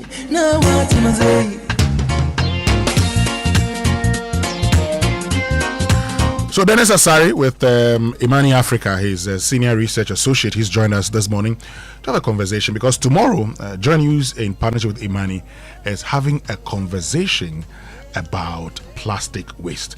Dennis, good morning. Winston, good morning. Good to see you again. Good to see you. I can see life has been good to you. We thank God. So look, Dennis, let's get straight into the discussion. Imani Joy News National Dialogue on plastic waste management. Why is a conversation on plastic waste management important? So thank you very much, Winston, and good morning to your cherished listeners. So two things, Winston. After 13 years since we implemented a national plastic management policy, you see that plastic pollution has even increased more than it used to be. And the recent floods brings a lot more attention to how we can address a very critical issue like plastic waste management, because our drains get choked, and one of the main factors that leads to that is plastic pollution. However, this time around, the EPA, through the Ministry of Environment, is attempting to do something different from what historically we have done. Over the years, it's been one policy and one engagement and trying to incentivize industry. And over the years, these voluntary measures have not worked effectively. Now, this new policy that is that will be implemented, or this new regulation that is coming up, that is the extended producer responsibility. Three things that makes it stand out from all the policies that the ministry and the EPA have implemented over the years is that, one, they are shifting from voluntary compliance to more enforcement compliance. So what that means is that now producers of plastic do not have a choice whether to collect, recycle, or effectively manage their product. Now it is going to be very, very mandatory. So what this EPR law seeks to do is that it makes the producer responsible from the beginning of the value chain to the end. So across the entire value chain, the producer is responsible for the production of the plastic, the use, the recycle, and the effective management of it.